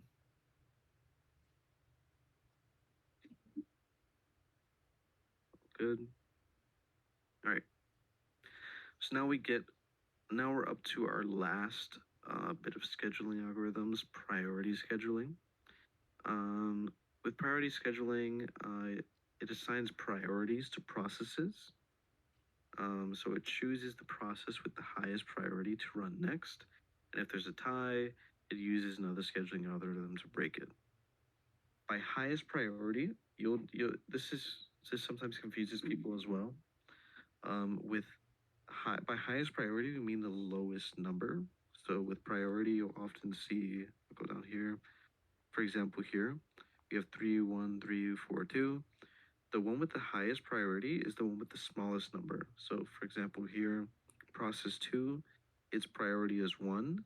For process 1, its priority is 3. So process 2 has a higher priority than process 1 because it has a smaller number. So make sure not to mess that up on the exam. And so priority scheduling can be preemptive or non-preemptive. Priority scheduling has 2 different ways of doing it. And the choice occurs when a new process with a higher priority than the currently executing one becomes available in the ready queue. And the preemptive version will preempt the currently executing process and dispatch the new process, but the non-preemptive version would obviously not. So here's an example of the non-preemptive priority scheduling. Again, at time 0, a bunch of processes come in. So we're not going to be looking at the process ID this time. Instead, we're going to be looking at their priority. So the one with the highest priority is process 2 with a priority of 1. So that comes in and it runs for 1 unit of time. So I will just cross that off. Okay. And then after that, we say, okay, what do we have left? We have P1, 3, 4, and 5. Which one has the highest priority? That'd be 2. Okay. So process 5 is going to run. Okay. That finishes running. And then after it finishes running, we say, okay, what do we have left? 1, 3, and 4. We see we have a tie in priority, 3 and 3. If this happens, break the tie by just using its process IDs. So 1 and 3, 1 has a smaller process ID. So we do P1. It runs for 10 units of time. And then after that, all we have left is 3 and 4, which have a priority on 3 or 4. So 3 is smaller. So P3 runs and then P4 runs. Okay. And that's it. All right. And now the preemptive scheduling, it's kind of the same. This is right here, priority scheduling with round robin. I don't know why they call it with round robin, but that's, oh wait, what? To assume the time quantum is 2. I think this is a typo because it doesn't even use it, but whatever. So process with the same priority, run round robin with the time quantum. Oh, sorry, yeah, okay, my fault. So priority scheduling round robin. This is not the preemptive version of. Yeah, this is the priority scheduling preemptive. This one's different. Priority scheduling round robin. This is saying, okay, whenever you have a tie, rather than preempting or anything like that, just use round robin. Okay. So in this example here, they came at the same time. P4 had the lowest, so it used P4. It ran and it finished. Okay. And then at this point, we have ones that have 2, 2. Okay. So for 2, 2, we want to assume that the time quantum is 2. Okay. And so we're going to just rapidly context switch between the two. Which one do we choose? We choose the one with the lowest process ID. So we let P2 run for 2. It still has more, so we preempt with P3, yada, yada, yada, and we continue until both are done. Once they're both done, then we continue. We say, okay, which one has the least or the highest priority, 1 or 5? They both have the same, so we're going to choose the one with the lowest process ID, and then we're going to use round robin again, right? So we let process 1 run for 2 units of time. It still has more, so it has 2 more. Then we let process 5 run. It still has 1 more. Then process 1 does its last 2, so it's finished. And then process 5 does its 1, so it's finished. Okay. So this is not preemptive priority scheduling. This is just a different way of doing priority scheduling, because remember it said if tie used another scheduling algorithm to break. So this version just used the values of the process IDs, and this version used round robin. I don't know if we're going to be tested on this in the exam, but this is just good to know. And then the preemptive version would just do as expected. If you're running and then randomly a process comes in with a higher priority, just preempt, and that's about it. Okay, so I have a bunch of different examples here. I don't want to go over them because we're kind of going over time. But you guys have the link to this. These are just ones that I went over from the slides, so feel free to go over. These are the ones that we did in class as well. So feel free to check your notes or just DM me about these. But these are pretty simple. These are just the same ones that we went over. Okay. And now there's one last one that does appear in the practice questions. It's called a multi-level feedback queue.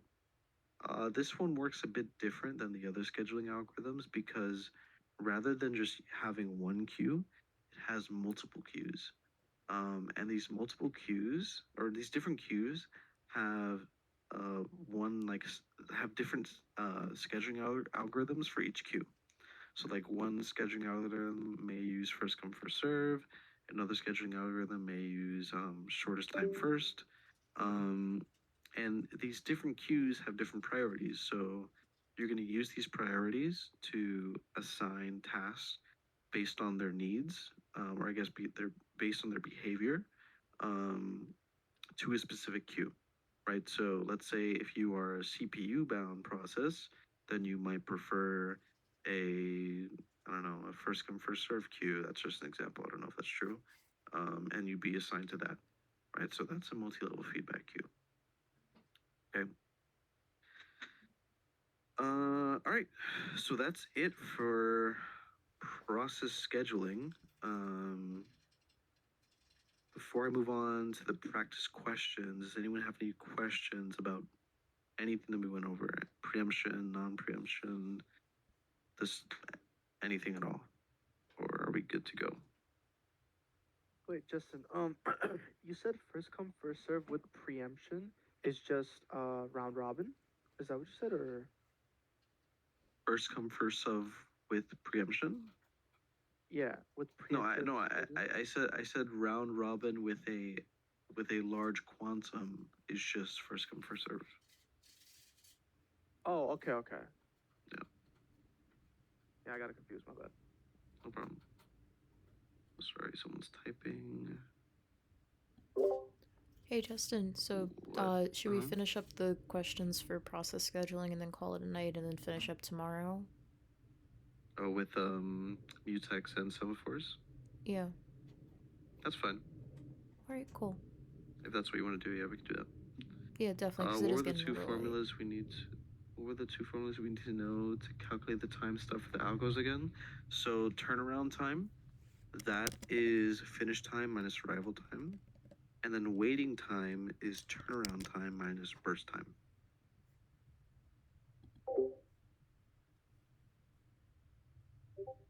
Good. Just make sure you don't forget that. Okay. Sorry, someone pinged me. Oh, it's just an announcement code for all.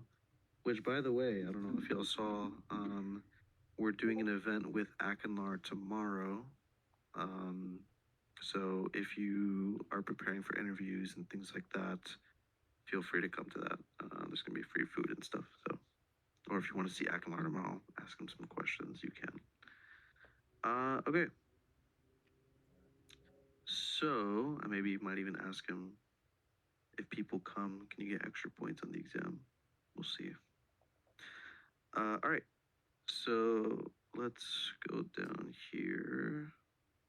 Great idea. Yeah, I'll ask him tomorrow. We'll see. If so, then I'll probably have to take attendance or something. But feel free to come because CodePath is sponsoring too, so they're gonna get free food. All right, so moving on to the questions, I didn't do all of them because there is a lot. A large chunk of the practice problems for scheduling is like the NAT questions. I mainly focused on the short response questions because the NAT questions are pretty simple. I can go over them if you want me to. Probably tomorrow maybe. I'll probably just spend the time now going over the short answer, and then tomorrow before we start off mutex, we do a little bit of NAT, and then we go right into mutex and semaphores. Does that sound good, everyone? Just so we can go to bed. Yeah, that sounds like a good plan. You know, we don't want this Yeah. going like till 2 in the morning. Yeah. All right. So What do you mean by NAT? Like the Gantt charts? or am I saying it right? Gantt, NAT. I say NAT. I don't know. Gantt charts. I mean. Gantt, yeah, Gantt. Yeah, Gantt. Okay. So number one says briefly describe the difference between long-term scheduler and short-term CPU scheduler. He gave a hint when he said CPU. Remember, long-term scheduler is just focused on scheduling tasks into main memory so that they can be accessed by the short-term scheduler. Whereas the short-term scheduler works on taking those tasks from main memory and scheduling them to be executed on the CPU. Okay, so that's pretty much what I said. The difference between the long-term scheduler, yada yada. The short-term scheduler focuses on scheduling tasks with the CPU to result in good service, whereas the long-term scheduler involves the admission of jobs into the system by selecting which jobs are loaded into main memory. And the main difference is that the long-term schedules into main memory, while the short-term schedules into the CPU. Okay. List 4 events that might occur to cause the kernel to context switch from one user process to another. Well, this doesn't just involve scheduling algorithms. This also involves what we've been learning for the past weeks, or the past couple of weeks, or the beginning.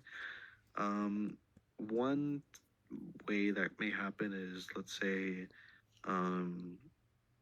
a process finishes, so it gets terminated. The process calls exit, system call, and just terminates. Then the CPU would have a context switch to the next task in the ready queue, right? So that's one way. In other ways, the currently executing task gets blocked by I/O, so it has to go to the waiting queue. If that happens, then the next task in the ready queue would be put into the running queue, and that would be a context switch. Another way is you can have like some scheduling algorithm, let's say preemptive priority. Then while the task is executing, let's say like a task with a higher priority gets loaded in, then you would have to context switch. That'd be another event. And then I don't remember what else I put. I think I put interrupt or time. Yeah, I think I also put like if you have a timer interrupt with round robin, that can also happen, right? So yeah, I wrote a whole paragraph, sorry.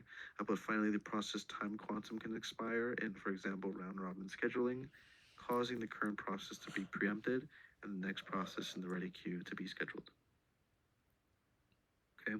Can anyone else think of any other events? I don't know if there's any other ones, but can anyone think of any other events? An interrupt, that could be one. but I don't think there's any more. Did you put anything different on yours, Lauren? I know you shared like your response answers. Yeah, I said for mine, timer interrupt, the exit call, an IO block, an IO done, or a higher priority preemption. Yep. Okay. Number 3 says, what's the differences between preemptive and non-preemptive scheduling? Again, we went over it. Preemptive makes it so that the CPU is allowed to forcibly remove a task from the running queue and replace it with one in the ready queue. And then non-preemptive makes it so that the CPU is unable to do that. And it says, briefly explain which one is more suitable for a time-sharing system. Remember that a time-sharing system needs to be rapidly context switching between tasks. And so a preemptive scheduling algorithm would be the best for that, because you want to, let's say like a task comes in with a high priority and it needs how can I say this? Like it needs to be like interactive or anything like, or something like that. And it needs a high response time, then you want to be able to preempt so that it still works. So it preemptive would be more suitable for a time sharing system. Because again, time sharing systems are for interactivity. Okay. So preemptive. Now draw the process state diagram. I just copied and pasted it in. I highly doubt he would give us this because he gave us this in exam 1. But just remember it again. You have the new, and then you have ready, running, waiting, and then zombie. The only way to get to ready is by scheduling or dispatching, and the only way to get from running to ready is by a timer interrupt or getting unscheduled, which is what we've been learning. The only way to get to running only way to get from waiting to running is by getting blocked by IO. The only way from getting to waiting to ready is when your IO is complete. Only way to get from new to ready is by being omitted. And the only way to get from zombie, the only way to get from running to zombie is by the exit system call being made. And then you should also include the fork. So yeah. Okay. What state is saved on a context switch between threads?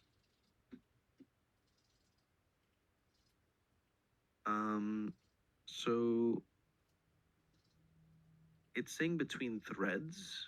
I don't know if it's saying between the same process.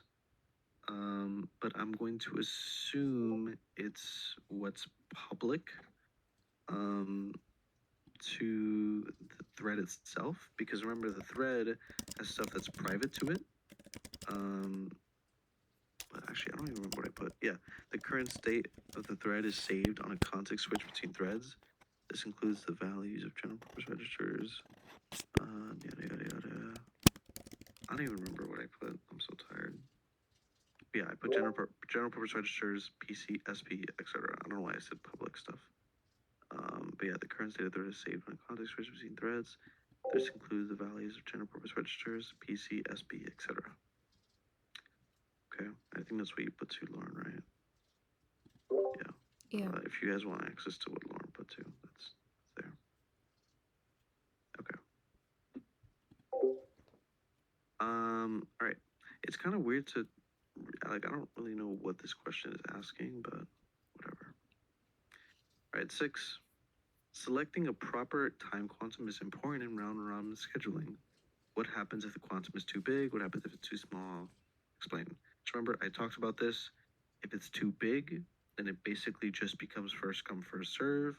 And if it's too small, then you're going to be having a bunch of costly context switching, like happening like very, very quickly. And you don't want that, right? So that's why it's important to choose a proper time quantum.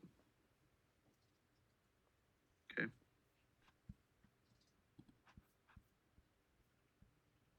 All right. Number 7, what's starvation as it applies to process scheduling? So what is process starvation? Again, this is just when a process is in the ready queue, but it's unable to execute because it keeps continuously being blocked by other processes being executed. Okay, and it says, in which scheduling discipline Is it likely to occur? Give an example. So I think the one that I gave was shortest job first, because let's say that you are a job that has a burst time of 100 units of time, but then as soon as you're like about to get scheduled, a bunch of other jobs come in with a burst time of like 10 seconds. Like let's say 1,000 jobs come in with a burst time of 10 seconds, then you'd have to wait for those 1,000 jobs to finish in order to be scheduled, right? Question. And so that's known as process starvation. Sorry. Question. Would it also be like priority as well? Because like you can get like an infinite bunch of like processes that have like a higher priority than you. Yeah. There's a bunch of ways, but I think I just said shortest job first, but I think I meant shortest remaining time first. Yeah, shortest remaining time first, because I meant like let's say like you're currently executing, and then like a bunch of jobs come in, and then you get preempted, and you just can't execute because there's all these jobs. The same thing applies to like a priority preemptive, or that even non-preemptive, like priority non-preemptive. Let's say that you are a job that has a priority of like 3, but then like right before you're about to execute, a bunch of jobs come in with priority of like 1 or 2, and you can't execute until those finish. That's known as process starvation. Okay. All right, number 8. A friend of yours is to design an OS that would run batch jobs, and she decides to employ the round robin scheduling algorithm. Is your friend making a good choice? Why or why not? So this one I kind of guessed on, to be frank. I said that it wouldn't be a good choice because batch jobs are meant to just like run in the background, be like one and done. Like you don't exactly want to interrupt batch jobs. You want to just have them go and then move on to the next one. And so round robin wouldn't be the best because you're going to be having a bunch of context switching going on, and the batch jobs will just never be able to be complete because it keeps getting interrupted by other batch jobs. Um, so I said no because batch jobs are ran in the background and don't necessarily require fast response time. Plus, if you use round robin, your jobs are likely to be constantly interrupted. A better choice may be something like first come first serve, where like batch jobs are just ran in the order that they come. Something better would be like priority preemptive or just priority by itself, where let's say you have a bunch of batch jobs, you want to run the ones that have the highest priority. That'd also be good. But also in your answer, you wouldn't need to include this, so that's fine. Okay. Justin, quick question. Mm-hmm. Do batch jobs care about starvation at all? I mean, they're in the background, so I would say that doesn't care about starvation as much as it does with like an interactive process that cares about like response time. So like let's say like a game or something. It doesn't care as much as like a game, but of course any process would still care about process starvation. Yeah, honestly, batch jobs just really care a lot more about like throughput, like how many jobs can you get through? Because like if you're doing calculations like matrix multiplication, you just want to get through as many of those smaller multiplications as possible. Yeah, and by throughput we mean like accomplishing as many jobs as you can in a given like window of time. Okay. Number 9 says, is it possible for a process to move from the ready state to the waiting state? Obviously, we know this is not possible given the state diagram up here. It's not possible. The only way to go into the waiting state is if you like have to get blocked by some IO or something. And there's no way to get blocked by IO while you're in the ready state because to be blocked by IO, you have to be getting executed. So it's not possible. Okay, that should be a freebie. Number 10, consider a system that wants to maximize throughput. What scheduling would you use in such system? Justify your answer. So again, by throughput, we mean like executing as many jobs as we can in a given time frame. And so that means like executing the much smaller jobs first, so that our average waiting time is very small. And then if we're given like the window of like around the start of execution, you can have like 10 like getting done in that time frame because they're so small, right? And so something like shortest remaining time first, that'd work, or shortest job first.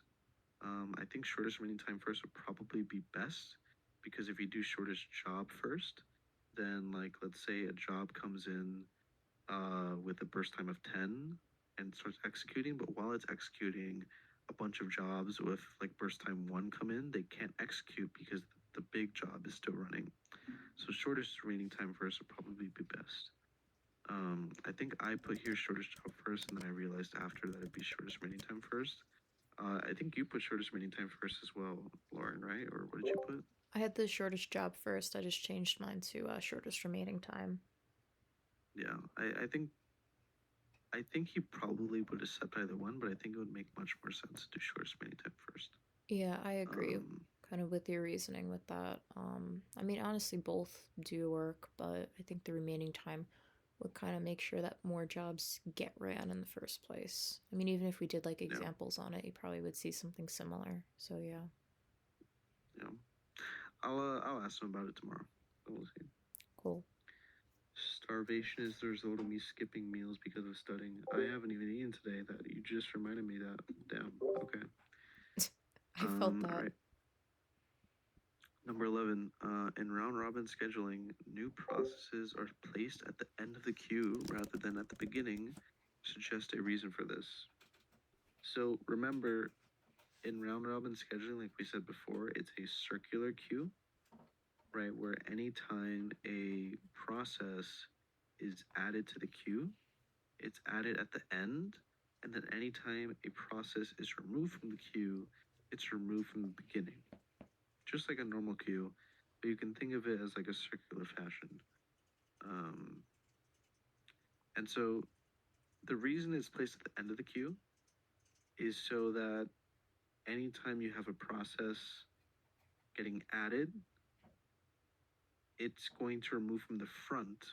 Whereas if you kept adding to the front and then also removing from the front, then you're kind of ignoring the task that came earlier, right? Because let's say if I add a bunch of tasks to the front, the first task that I added is going to be all the way at the back now. And if I keep moving to the front, the one at the back is going to have to just stay there waiting, right? And that's not fair. So to be fair, that's why we remove from the front and add to the back, right? So new processes are placed at the end of the queue rather than the beginning, because if they were placed at the beginning, then earlier processes not yet scheduled would be starved. Okay. Number 12, explain why round robin scheduling tends to favor CPU bound processes over IO bound ones. So this one's a bit weird to kind of wrap your head around, or might not come as easy, but basically how this one works is they do favor CPU bound processes, and this is because with CPU bound processes, it increases the CPU utilization, but with an IO bound process, it's going to like execute on the CPU and then like stop executing whenever it encounters like some IO. And so that's pretty harmful in a round robin scheduling algorithm, because remember, in round robin, we have a time quantum. And so anytime a process finishes or goes into the waiting queue before the time quantum expires, that requires a context switch, right? So if we have an IO bound process that continuously keeps getting scheduled, and it just keeps like getting IO anytime it goes in there before the time quantum expires. It is decreasing the CPU utilization and increasing the number of context switches. So that's why round robin scheduling tends to favor CPU bound processes. So that's pretty much what I said here. Any questions about that? I know that was kind of long, but yeah, that's number 12. Okay, number 13, CPU scheduling quanta have remained about the same over the past 20 years, but processors are now over 1,000 times faster. Why has CPU scheduling quanta not changed? So we talked about this in class, and we talked about this earlier today. The the the amount for time quanta has been like researched for like years and years and years to make it so that the the user is basically unable to identify like any, I guess, like lag or like decrease in throughput. And they've realized that 10 is usually like the best or like the sweet spot um, for that. And that's why um, the time quanta hasn't changed. Because remember, if you increase it, it basically becomes first come, first serve, and then the change would be visible to the user. And if you decrease it, the change will become visible to the user because you're going to have rapid context switching, and the speed at which processes finish executing is going to be a lot more, or is going to be a lot less, and it will be visible to the user. So that's why it hasn't changed. Okay. Number 14, I briefly explain how the shortest job first scheduling works. Again, we talked about this earlier today. Shortest job first scheduling works by just grabbing the first job, or grabbing the job that has the shortest or smallest burst time, right? So let's say I have a job with burst time of 2 and a job with burst time of 3. I'm gonna grab the one of burst time of 2, execute that, and then execute the one with 3. And then anytime we have a tie or like a collision, we execute the one with the smaller process ID. And it's also non-preemptive. So while you're executing a process, if a job with a smaller time comes in, it's not going to preempt. Okay. So that's SJF. Number 15, briefly explain multi-level feedback queuing scheduling algorithm. That's what we talked about before. Again, that's just an algorithm that has multiple queues, with each queue having its own scheduling algorithm and its own priority. And tasks are assigned to each queue depending on its priority and behavior. Okay, so let's say I have this one task that would be like it, that like it runs in one queue, and it's like, oh, we find that it would run more efficiently in another queue. It gets switched to that queue, so it can be switched between queues during execution and things like that. So it's pretty efficient. Okay, so yeah, jobs can switch between queues based on their behavior. For example, using a certain queue because the job is CPU bound rather than IO bound, and so on. Okay, consider a set of n tasks with known burst times R1 to Rn to be run on a unit processor machine. Which scheduling algorithm will result in the maximum throughput, i.e. minimum average turnaround time? Justify your answer. So again, if we're maximizing throughput, that is when we are trying to execute as many tasks as we can in a given time frame. And the easiest way to do that is by just executing the shortest jobs, right? And so, again, I think either one will work here, shortest job first or shortest remaining time first. I'm going to ask Akinlar during the event, like when he has free time, I'll let you guys know tomorrow. But it should work with either one. I think, yeah, this one I put shortest job first algorithm would be the best, as it would result in maximum throughput. This is because it would execute the shortest jobs first, making it so that more jobs executed in a given window of time. Okay. All right. But I'll ask him about that tomorrow. I think we only have like 3 more left. Yeah. Okay.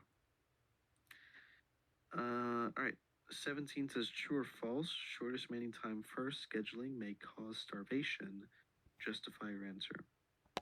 I talked about this before. It would cause starvation because let's say you have a process that is running currently with a burst time of like 10 and it runs for a little bit up until like it has like 8 left, and then randomly like 100 tasks come in with a like a burst time of 2 each, then the current one with a burst time left of 8 will get preempted, and then it will have to wait until those 100 processes finish it'll have to wait until those 100 processes finish in order to be scheduled again.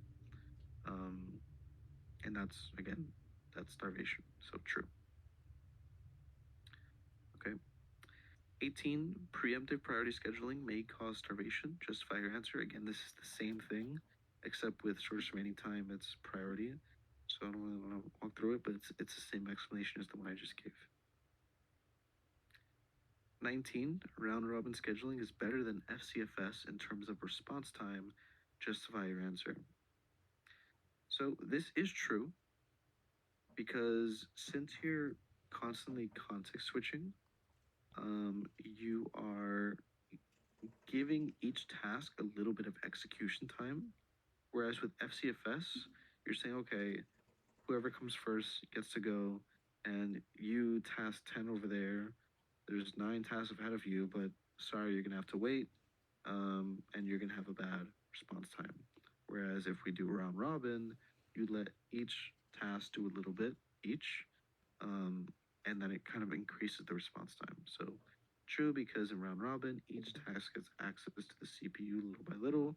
With FCFS, everyone has to wait their turn. Okay. And then for the last one, number 20, consider the following 5 processes in the system. Draw a Gantt chart illustrating the execution of these processes. Oh, I think, did I do that one? Oh yeah, I said I was going to do it here, that's why. Yeah, I think that's the I end guess of we can do the that tomorrow. the non-Gantt chart ones. Yeah, I think there's like 12 or 14 more, so I guess we'll do a little bit of them tomorrow, not all of them. We'll do a little bit of them tomorrow. Yeah. I think that's good. We went through honestly most of this stuff, and like I think we kind of we're over halfway there, so we're good. Yeah, so I guess tomorrow we'll start off again with a little bit of Gantt charts, and then we'll move right on to process synchronization. Again, this is going over mutexes and semaphores. We're mainly going to be, I guess, focusing on like the codings, like with the H2O questions, with the first, second, third questions, things like that.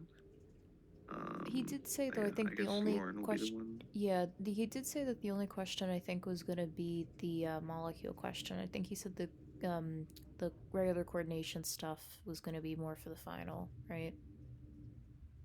Yeah. But I think it'll still probably be a bit good to go over Oh yeah. like a little bit of it, but like, cause like for example, with the first, second, third one at least, I think it'll be good to go over it for Yeah. the short answer questions at least. Also, I found that the leak code questions honestly helped a lot, like with me understanding it. So, like, definitely kind of taking a look at those leak code questions is good to do. No, yeah, me too.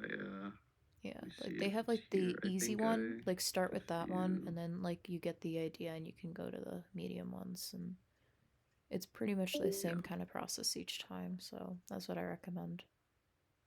yeah.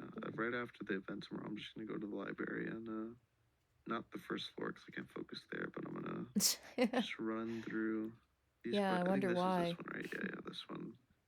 Yeah, right here with the semaphores. So I'm just gonna be focusing on that tomorrow. So that's what I recommend you guys do too. Yeah. All right. Well, thank you so much, Justin. Really appreciate it. Yep. Problem. I guess you'll be leading the one tomorrow, so I'll have a little break.